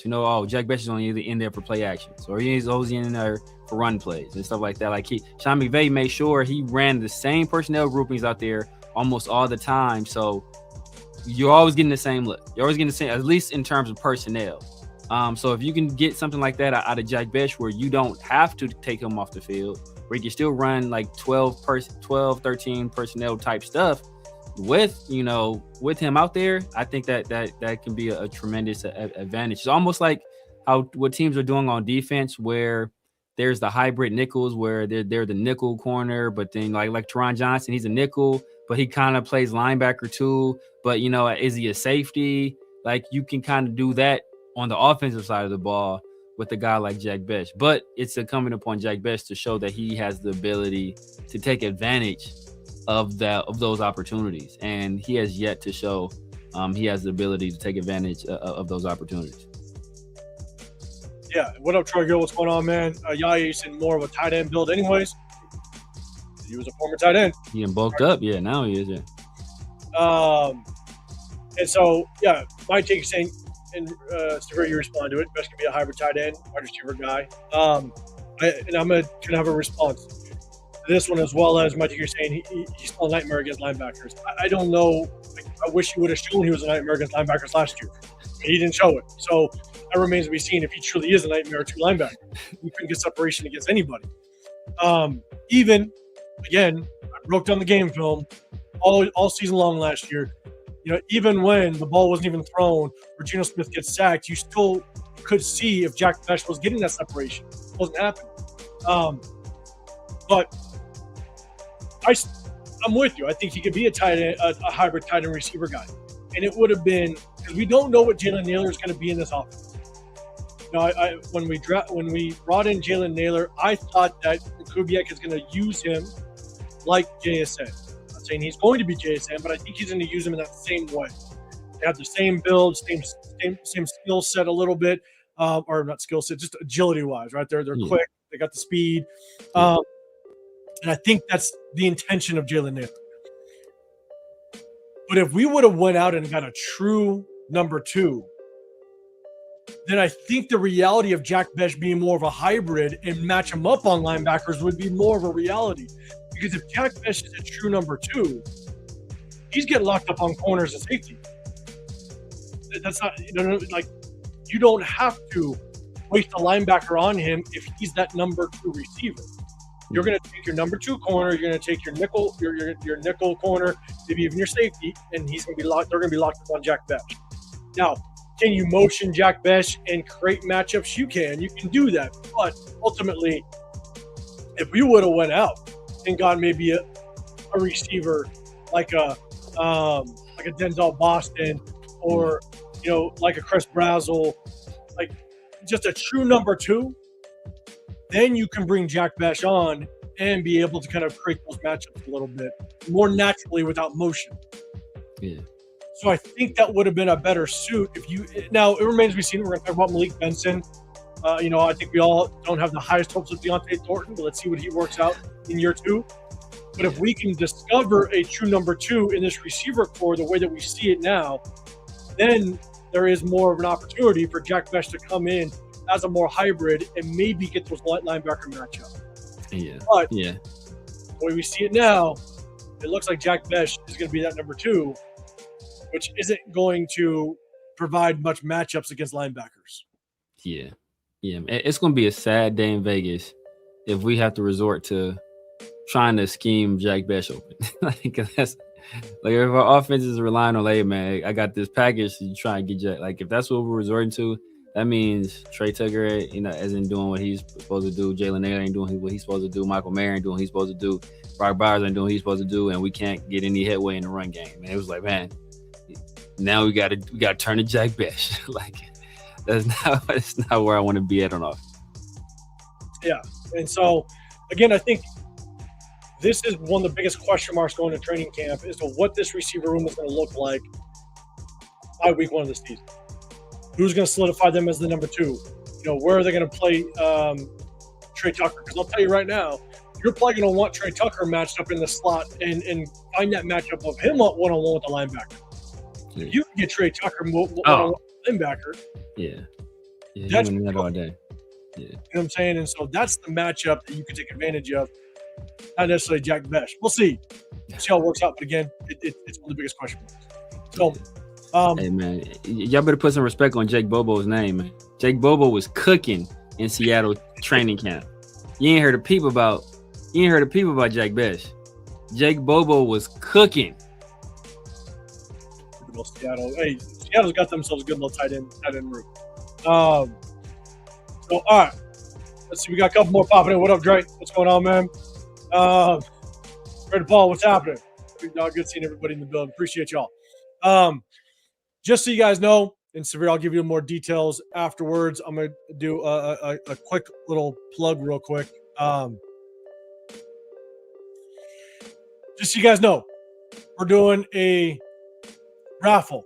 All right, jersey raffle, $10 raffle. If you want to get entered in, you can send your entry in through Venmo at Real Talk Raider Nation. What I didn't mention in the beginning is all the proceeds do not go to me. It's going to another cause that I will announce. We will do the raffle during the preseason game. I'll go live with a couple of people. We'll go live August 20th during the Houston Texans game, and we'll announce the winners of the raffle. Once you submit your entry, you can enter as many times as you want. And if you're a winner, we're going to pick 3 separate winners. You can choose a Mendoza, Bowers, or Genty giveaway. The money's already with Tito Linus. As soon as the winners are randomly chosen, then you just give Tito Linus who you want as well as the size, and he's going to ship you away the jersey. So $10 entry. You can enter as many times as you want. Proceeds do not go to me. It goes to another cause, which I'll announce that cause the day of the raffle. Everybody, trust me, you'll like the cause. I promise you. And I'll be very transparent on how many entries are in there and what the total, all the proceeds are going to go to this cause. So if you want to get included, again, Venmo at Real Talk Raider Nation. I'm going to log all the entries, be very transparent on who's entered in, how many entries they have, and then we're going to announce it when we go live for that preseason game against Houston Texans. If you want to get included, Venmo, Real Talk Raider Nation. We appreciate everybody that wants to get included. It's your chance to win a jersey. So I'm going to go back up to the bridge screen. Let's go to the next one. JPJ. The future of the JPJ with the Raiders. Guys, let me know what your thoughts are. Again, one thing I'll preface. JPJ is not part of this regime, right? He was drafted by Tom Telesco. He's not a spy tech guy. He's not a Clint Kubiak guy. There were some issues with him last year. Was that a Brendan Carroll thing? Possibly. We're also seeing now that there's just reports coming out that JPJ may not be just kind of a solid starter for this front five. Now, It's just reports. We don't know exactly how it's going to play out. I got to see through preseason what's going to really happen. But you got guys like Caleb Rogers. You got guys like what's the kid's name? Charles Trent Williams Grant. Not Trey Zoon. We got Trey Zoon, potentially can battle, or got a guy Jordan Meredith. But there's other reports of Jordan Meredith basically just repping at the backup center position, which but no, the kid that we brought in through free agency in the 49ers. Burford. Spencer Burford. Right? So there's some question marks with JPJ. So the chat, I ask you, do you think that JPJ is a solidified starter on this offensive line? Let me know in the comment section. Severe, I'm going to throw it to you. This question is, one, is he a solidified starter? What's the future look like? Could we see a potential trade of JPJ kind of going into the season, or even the trade deadline if he isn't a starter? What's your overall thoughts of JPJ? Yeah, I don't know, man. I don't know if he's going to be, if he's long for this team. You know, I think he should be a potential starter. That could be a bid for the Lobster Fest out there, Jeff. You know, you cracking the lobster, man. You know, just take the small Raiders jersey into your shirt. Sizes. I confirm with Tito. Don't worry, Jeff. Yeah, man. I don't know. I don't know how this regime feels about him, particularly the front office, because you know they seem to be like playing some games with him last year. I kind of assumed that was Pete Carroll and Brendan Carroll, but you know, I really haven't heard any kind of vote of confidence from Spytech about him. It wasn't his draft pick. He had opportunity to draft him when he was with Tampa Bay, or you know that front office did, and they passed on him. So his future with the Raiders is up in the air. I think if they can get some good compensation for him, I wouldn't be surprised in the least if he got moved, and which is unfortunate, because I think he's one of the more talented players we have on the offensive line. You know, he's probably third or fourth, you know, because we got Colton, we got Cody, and then we got Tyler Linderbaum, and then we have obviously Charles Trent Williams Grant. So like we got JPJ is right in there. He's right in that area. So, you know, it would be a shame if we weren't able to maximize a guy that has his size, his movement skills, and plays with the kind of, you know, just fire and just joy and love for the game that he plays with, man. So if you can't find a role like that for a role for a guy like that on your team, man, like that's just somewhat concerning. It's somewhat concerning. It is, because you know, with him coming out as a second-round draft pick, again, not this regime, not Spytech, it was Tom Telesco. You know, and it was at the center position, but he was the best center in college coming out of college. But he had guard experience. The concern that I have, and it's something that we showcased the last two seasons, is that as much as JPJ, and shots at some of the comments, right? Linda, you're saying it's got to be healthy to play. I'm 100% with you. Ken, I thought so, but yes, not. Seems like this regime doesn't like him. Jeff, if he's not a starter, we can trade him away because he'd be a valuable backup. That is true. John, JPJ is injury prone. He is. This kind of goes to what I was about to say is, not only is he injury prone, your best ability is availability, and his aggressive play, and you got to tone him down. You never want to tone a player down. But JPJ feels like you have to. The amount of times we see him Superman over Kyle, the amount of times you see him just fly his body in the sideline and just pile of players, you're just going, okay, like there's a time and place, big dog, and that's not the time nor the place. Stop it, right? Yeah. But you love the aggressiveness. But we have showcased numerous times, not just once, not twice, where he just flat out misses a block, where he'll just kind of duck his head into a down lineman, and the lineman just sidesteps him, and he catches air. Like, there is concerns on just how good JPJ actually is. Yeah. And the one thing that is really unfortunate is, even though he has experience at both the guard and center position, moving a player around never helps the player. Because not only are you trying to get acclimated to a brand new position, But we've had so many changes with offensive coordinators. You're now still trying to understand what that position calls for with that new offensive coordinator's playbook. And so I think that's what makes it difficult is it's not just the switching of positions, but it's the understanding of how he's supposed to execute in that position with the new offensive coordinator. And you're just not helping the kid. And we've showcased where there are concerns with his just overall play, but you combine that with health concerns, you combine that with just switching up positions on him and different offensive coordinators. I'm really curious as to what the future looks like for him. And maybe, given the fact that Trey Zune is now in the building, Caleb Rogers is in the building, you went and got Spencer Burford, a guy that started games, within that 49er regime where Kubiak was with. And again, look, I know I'm only going to do it. This is my guy. I know he's repping a backup center position, and how the hell he's battling with Will Putnam. Will Putnam, man, that's disgusting. But Jordan Meredith is, based on his play in 2024, he could be the best guard on this team because there's nothing but question marks. Yeah. Jay question mark. Spencer Burford question mark. Because it's not even a question mark. When he played with the 49ers, he wasn't great. He was not good. He was questionable at best. Caleb Rogers, question mark. We still don't know what he is. Trey Zune, he's a rookie. So based on Jordan Meredith's 2024 game film, it's not even a question. He's the best guard on this team. It remains to be seen how he fits with Kubiak's. Man, I saw the goddamn comment and it stumbled my talking points for a quick minute. Jeff, god damn it. But I think if we don't see JPJ starting, and I think as much as he would be a solid backup, because we've brought in so many names at the guard position, I think you're going to consider Trey Zune a solid backup. You're going to consider Spencer Burford a solid backup if he's not starting. And if their plan is Caleb Rogers is going to start, I think, JPJ could be a solid backup, but I think we have solid backups across the board. And I think there is a world where you end up moving on from JPJ. Because I do think teams will, because he was highly touted coming out of college, I think teams will give you maybe a fifth rounder. I think you give a fifth rounder in a heartbeat for a solid backup guard with potential starting guard promise. Yeah.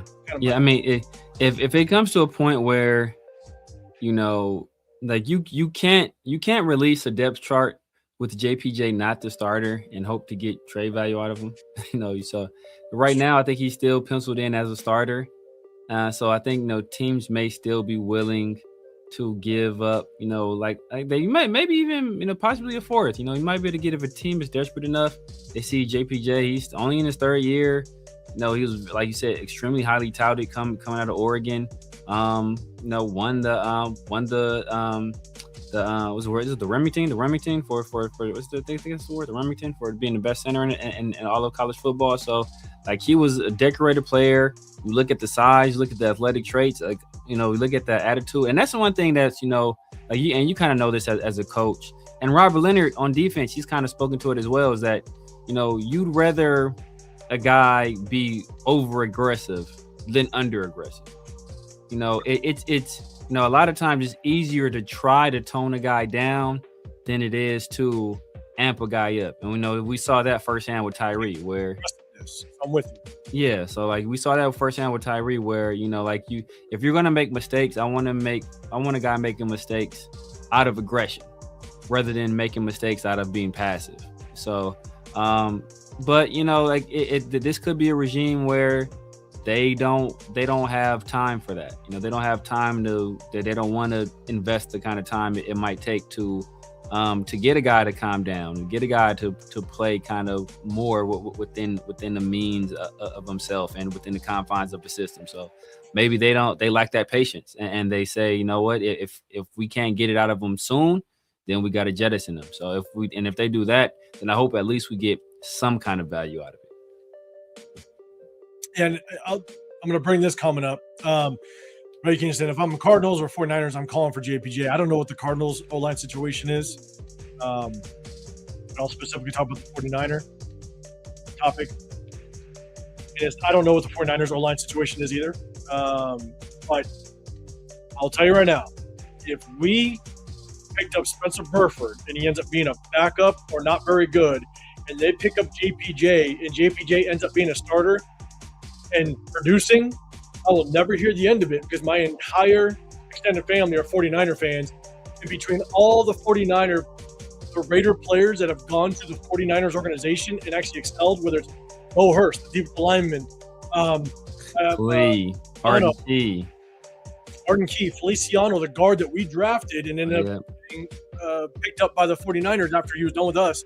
There's so many examples of Raider players leaving us, going to the 49ers, and them actually not doing great, but finding themselves a decent career. It happens. So I'm just pulling that up. Thanks for bringing that up. But yeah, we'll see what happens with JPJ.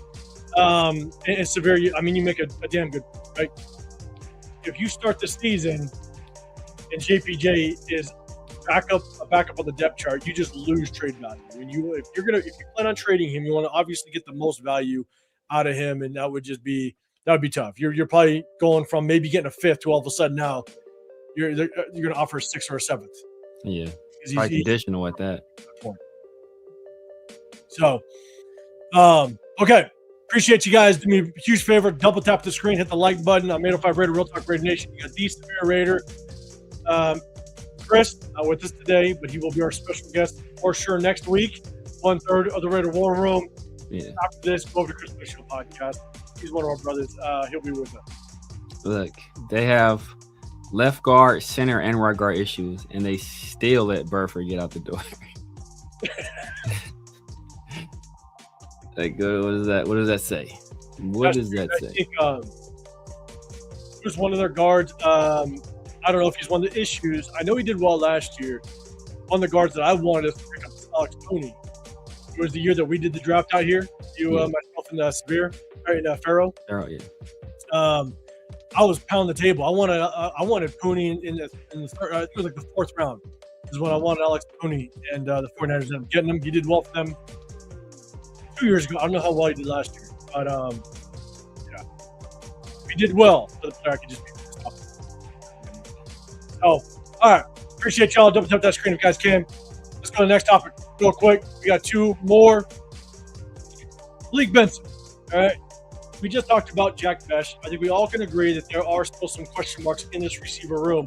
But one player that kind of got a little bit of a little bit of high praise coming out of OTAs is Malik Benson. Malik Benson out of Oregon, 6-rounder, has all the speed in the world. Everybody thought that this kid's going to be the kid that could stretch the defense, stretch the offense, kill some defenses downfield.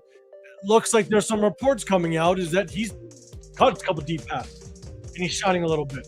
Now the question is it all hype? In chat, let me know what your thoughts are. Are you excited to see what Malik Benson can do going into training camp, even into the preseason games? It'd be good to see him get a good amount of burn in the preseason games. But I think there's all the opportunity in the world for any player to shine because we got a lot of question marks with this receiver room. So, Severe, man, what's your thoughts about Malik Benson? Do you think the hype could be real, or you sitting there and wait and see? Yeah, I'm always waiting to see this time of the year. We've heard about these guys, who are mini camp and OTA superstars, and they're OTA, they're padless Hall of Famers. And as soon as the pads come on, those guys disappear. So I'll be interested to see if he's able to continue this when the pads come on. What is like somewhat concerning is that like at no point have we ever really heard much of anything positive about our young wide receivers, right? Like we didn't hear it. Like I haven't really heard much about Jack Besh. I haven't heard a damn thing about Dante Thornton. So like, are those guys making plays? Then we got to wonder like who is Malik Benson? Who is he playing against? Is this like third? Obviously, if he's third string guys, he's catching passes from Fernando. But is it like any of the starting DBs he's making plays against, or is it just like guys that are going to be, working at Costco in a month? So that kind of remains to be seen. But if he's able to keep this up during training camp, once stuff gets a little bit more serious, gets a little bit more live, then we might have something on our hands because he's a guy that was recruited to play at Alabama. Alabama, like they don't recruit like usually like the guys have talent, they're athletes, and then he went from Alabama to Florida State. He went from Florida State to Oregon. Like, so he just went from like blue blood program to blue blood program to blue blood program. And like each one of those coaches saw enough in him to want them or to want him on their team. So, and I guess I was saying, like, I wouldn't be surprised if he's more productive than Jack Bech. Jack Bech may have more catches, but if Malik Benson is the more productive player in terms of yards and or touchdowns. I mean, for myself and Linda's thrown out there, and John, I see your question, man. We'll address that right after this one. You said Linda's name, Cliff Branch. That's high praise. Cliff Branch was he's a Hall of Famer. That's high praise. Yeah, I mean, high praise. That if it worked out that way, that's like the perfect example of diamond in the rough. Rounder turn all of diamond in the rough. For myself, I'm always in wait and see because even through training camp, we saw, and I tried to kind of temper people's excitement even through training camp last year with Deontay Thornton. The moment game film came out with Deontay Thornton during the preseason, we broke down the game film, and you can see Deontay Thornton, not a good route runner whatsoever. Drifted in all of his routes. Was extremely slow off the line of scrimmage. Chip Kelly clearly tried to run a pick with both Deontay Thornton and Jack Bech, and Deontay Thornton completely wrong. But so just his ability to understand how to run routes, I think, was very questionable, and that's where we kind of got that PTSD of Tennessee receivers because they're not really taught that a lot, or just not taught how to be a complete receiver as relates to how it translates to the NFL. But the reason why the hype grew was because, one, tried to tell people last year, and Severe, you just mentioned it right now, is you also don't know what type of competition they're going up against. I mean, Deontay Thornton could be going against a UDFA, could be going against a guy off the street, could be going against a guy that is going to be practice squad. If he beats that guy deep, how promising is that? And so in a lot of these beat writers, a shot to them, they're in the facility, they're at practice, they're watching it. But a lot of these beat writers, one, they're never going to talk truly negatively about these players because they have to see them face to face when they walk through the building. Right? So they're not going to be truly negative. But at the same time, a lot of these beat writers, they're watching practice, but they don't know what they're watching for. Like, they don't know how to process what truly translates to the NFL. And that's what a lot of these beat writers, all they can relay what they see. And what they see is very granular. It's very surface level. When they see Deontay Thornton beat a guy deep, they don't understand what was truly good about it and what was negative and what allowed them to beat them deep. Was it a blown coverage? Yeah. I don't know that because half these beat writers don't know how to read coverage, don't know how to understand coverage, right? And so they just see it and they relay it. So definitely kind of calm down just the expectations because at the end of the day, preseason can tell a lot. But even with preseason, you don't know what kind of competition they're going up against. That's why it's always good to know is the other team playing their starters or is it just second and third stringers? And so I think at the end of the day, you want to see what they do through preseason. But man, week 1, week 2, that's really going to kind of give you an indication as to where these guys are, kind of in this receiver room. So, like, you hope to see flashes. That's what you hope for. You hope to see flashes out of these guys, and if they show flashes, then it just shows some promise. But it's really not an indication as to what they're going to look like or what they're going to accomplish in the season. So, temper the expectations. That's all I got to say. Yeah. Let's see. What up, Kurt? What's going on, man? Good seeing you here. Or Joe Straight in the building as well. What is happening? We got one last topic, but we will address this. John Leone, I told you I promised you I'd do it. You said, what's up with the rumors of the Niners highly interested in Crosby? I think they've been highly interested for a long time. I just maybe think it's a reoccurring rumor that keeps being thrown out there. But I think because we actually attempted to trade Max Crosby, maybe it gives it a little more momentum. So, Samir, what's your thoughts on that? Yeah, I said initially after the Myles Garrett trade that the other teams that feel that they are in a championship window, they may feel a little bit of added pressure to make some moves, and it might start a little bit of an arms race, or a little bit of a like maybe a mini bidding war behind the scenes for some of these other top players that were possibly available, for trade, but like I said, behind the scenes. So, and the further we get away from that injury, the healthier Max starts to get. I think the interest in him is only going to increase. And if we get a serious enough offer, I know Raider Nation would hate to see, Max Crosby in a 49ers jersey, but if we get a serious enough offer, it would not surprise me at all for us to trade him. It'd be probably unfortunate because we'd have to face him, we'd have to play him. So I know they'd rather not do that. But it's going to go down to what team gives us the best compensation. So I can see a team like the 49ers or the Cowboys, or another team that feels they're in a running. Like, I'm trying to think of somebody else right now. With the Steelers, probably not. But the Broncos probably not either. But I could see a team that's that feels they're one more piece away from being truly competitive, pulling the trigger and saying, you know what, this is our shot. We got to shoot it while we can. And I think the reality of a Max Crosby trade, it's there without question.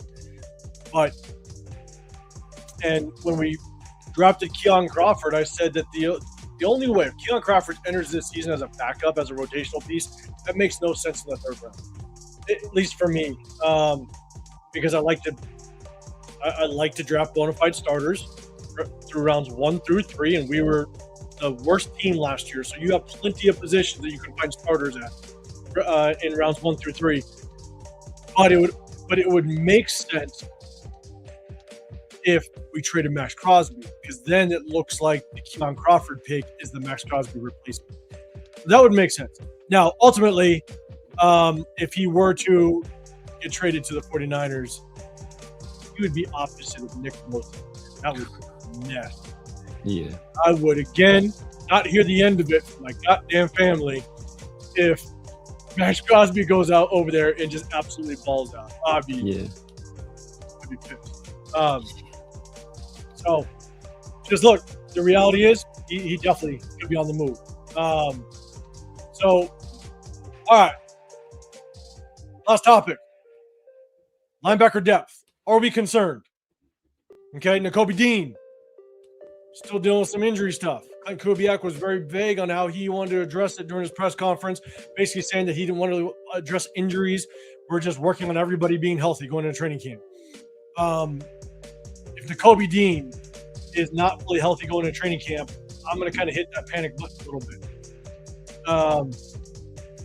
Quay Walker, I'm excited for Quay Walker. But if these two guys go down, then we got Tommy Eichenberg. Coach is in the building. He's going to pop up out of nowhere. Tommy Eichenberg. There are some people saying some good things about Cody Lindenberg, but I don't want to hear good things without pads on as a linebacker. I want to see good things with pads on. Full contact. That's when linebackers make their money. And so show me that in preseason. Show me that with pads on. And then we'll get a little bit excited on the defensive side. But we failed to address it early last year. Even though Cody Lindenberg was a guy that I wanted and we got him, we didn't address it last year in the draft. Neither did we address it too much during free agency. We got Devin White, Landon Roberts, stuff like that. But Jermaine Pratt, we all know how that worked out. But we went and addressed it with Quay Walker and Nakobe Dean this offseason. Great acquisition. I think it was great as long as Nakobe Dean stays healthy. But the depth is still a question mark. So if these linebackers go down, chat, let me know. Are you concerned with the depth that we have? Because you don't want to fall off too much when your starters get hurt. The linebackers, man, We need them to be the heart of this defense. Severe, man, what's your thoughts on this linebacker room if one of these linebackers gets hurt? Yeah, we're in a tough spot, man. We're in a tough spot, and we're really in a tough spot because part of what intrigued me so much about Quay Walker is that his versatility and us being able to move him around, let him do multiple things, let him be just a playmaker out there. And if we don't have Nakobe Dean there to kind of solidify the middle linebacker position, then we may be forced to keep Quay Walker more inside than we normally would have. The one thing that's that maybe gives us a little bit of relief in that situation is that I think there are going to be times where we might run some 3 safety looks. I can see us like doing that, with regularity with Traydon Stukes, maybe even with Dalton Johnson out there. Teron Johnson, he in Buffalo, he played kind of like a pseudo nickel, pseudo like linebacker role at times. So maybe he offers you a little bit of relief at the linebacker position if we don't have a healthy Nakobe Dean. But that could potentially be very impactful to our defense. And that's linebackers are the middle of the field, man. So that's a very important part of the field. And when you got guys like Cody Lindenberg, who really didn't get any real run last year in actual games, and Tommy Eichenberg, who he had the one good game. We showed his 2 highlights. But other than that, I helped out coach and didn't show the bad, but I did show the good stuff. You're right. We showed 2 good highlights. So but is that a guy you really want playing a full-time role on this team? Not really. We did pick up. There's one linebacker we picked up as a UDFA. I forget his name, but he's undersized, but he was a baller. What's my guy? I know the chat knows. I forget his name, but he's a guy that asking him to step in and play early on in the NFL in a significant role that you never want to ask any rookie to do that. You don't want to put any of your rookies in that kind of position, but there's a chance that he could already be better than Tommy Eichenberg and Cody Lindenberg. I forget his name. But I think he played for. Did we play for Arkansas? I think he played for Arkansas. Davian Story. Yes. I like the kid. I think when we covered the UDFA's, he was one of the guys that I said he could find himself on this roster again, because when you look at UDFA's, you want to see, okay, what do the starters look like? What's the depth? If the depth is very questionable, that just kind of gives an opening for UDFA to kind of shine a little bit. Right? Yeah. But also, there's reports coming out that Tommy Eichenberg, even though he did very well on special teams, right? He excelled a lot in special teams.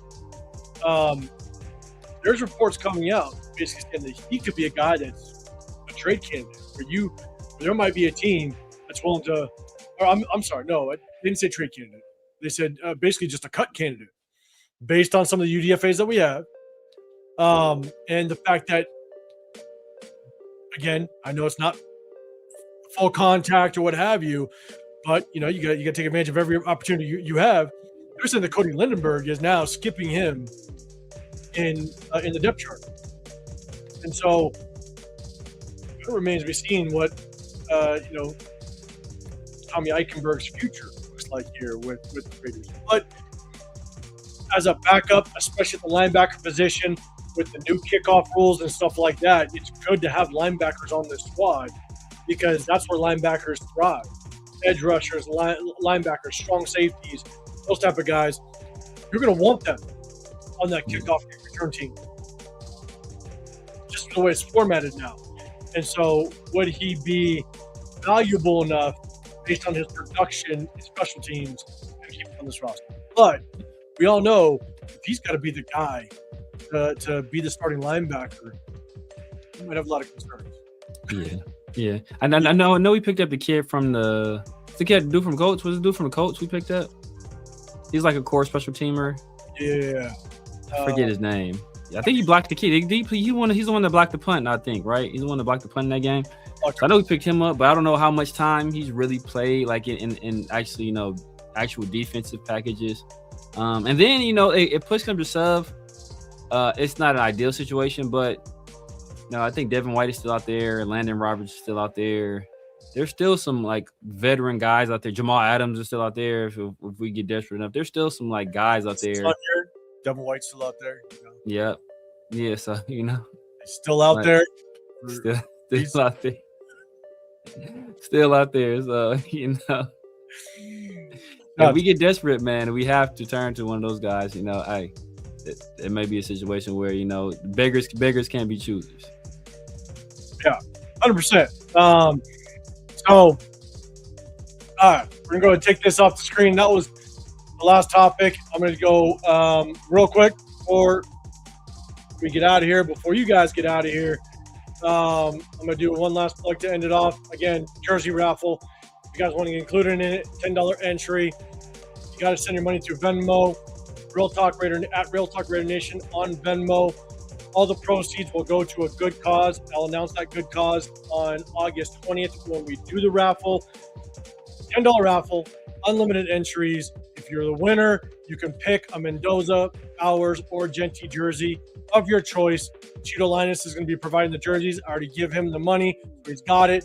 We'll announce the winner, one of the three winners, all three winners, during a live of that Houston game. So definitely want to get involved. Send the money to Venmo.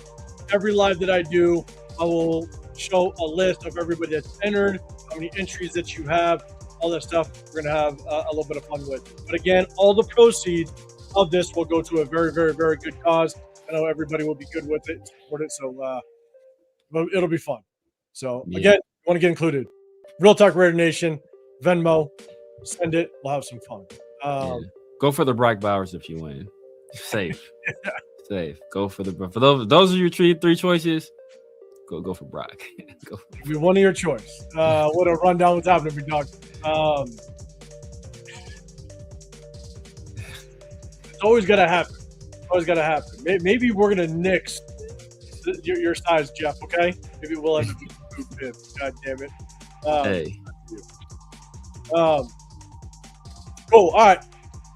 That was it. That was everything, man. I appreciate it. I understand it's the off season. We appreciate everybody that jumped up here, talked with us. If you guys don't know, we do go live every Wednesday. All right. But when we get closer to preseason, then we'll start doing our normal Sundays as well. We'll hit you on Wednesdays and Sundays. Break down game film throughout the season, give you just a more in-depth look of the game from not just the eagle eye view, like you kind of see during the broadcast, but also the end zone view to give you a little bit different perspective. Also gives you an opportunity. We like to do it live, so you can get you guys feedback, and we could be your punching bag for that live because a lot of people don't like our takes, but we end up being true and we end up being right. God damn it! Yeah. So before we get out of here, man, Severe, let everybody know what you got going on throughout the week, where they can find you. You guys know what it is, man. The Severe Raider here on YouTube, Snapchat, TikTok, X, IG, Kick, Twitch, True Social. The Severe Raider everywhere, man. Make sure you tap in with your boy, man.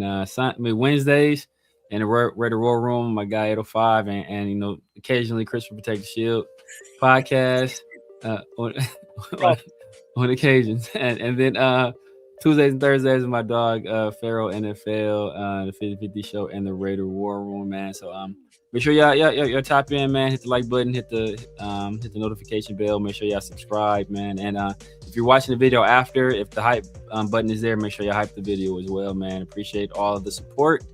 And like 805 said, man, once we get a little bit closer to the season, get a little bit more action going, then we'll be kicking off those Sundays again as well. Yeah, we all get a kick out of it. Yeah, we all do. Everybody laughs. Hey, man, I'm on there. Hey, as long as there's an audience, hey, you get an audience. It is what it is. I be getting the wildest notifications from True Social. It's the wildest notifications. That algorithm sees you and they're like, "Wait a second." Man. I don't got a pictures on there. I don't know. I made a post like one clip on there, but it's not me though. It's not me. It's just like Raiders. Oh man! Hey, if you guys don't know, I'm 805 Raider. My channel's Real Talk Raider Nation. Again, I just go live on Wednesdays and soon to be Sundays. Back to our normal Sundays. The preseason kicks off. But you guys can get me at Real Talk Raider Nation. I basically just go live on our days with the Raider War Room. I might do a solo live here and there if I got time. It's gonna be tough during the summer, specifically during the summer. And we got a lot going on, but I definitely want to jump on here at least during the Wednesdays, just so we can talk about what's ever gone on throughout the week. But definitely keep in touch and show some love, man, to you guys that definitely rock with us during this off season, especially during this time, because people fall off. Everybody starts to come back during the season, but we definitely want to keep in touch, show some love and some appreciation for the people that rock with us. So we're going to get out of here, but we appreciate all the subscribers. We appreciate all the members. We appreciate all the super chats, man. We appreciate y'all.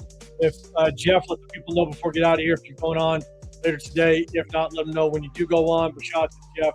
All those guys run down you in here. Shout out to you. Appreciate everybody rocking with us. So have a great rest of your Wednesday. Have a great rest of your week. We'll see you a week from today. We're out of here. Got the heat. If you were around these parts in Vegas, Jesus Christ, man. We're going to get out of here. Appreciate y'all. See you in the next one. We're out of here.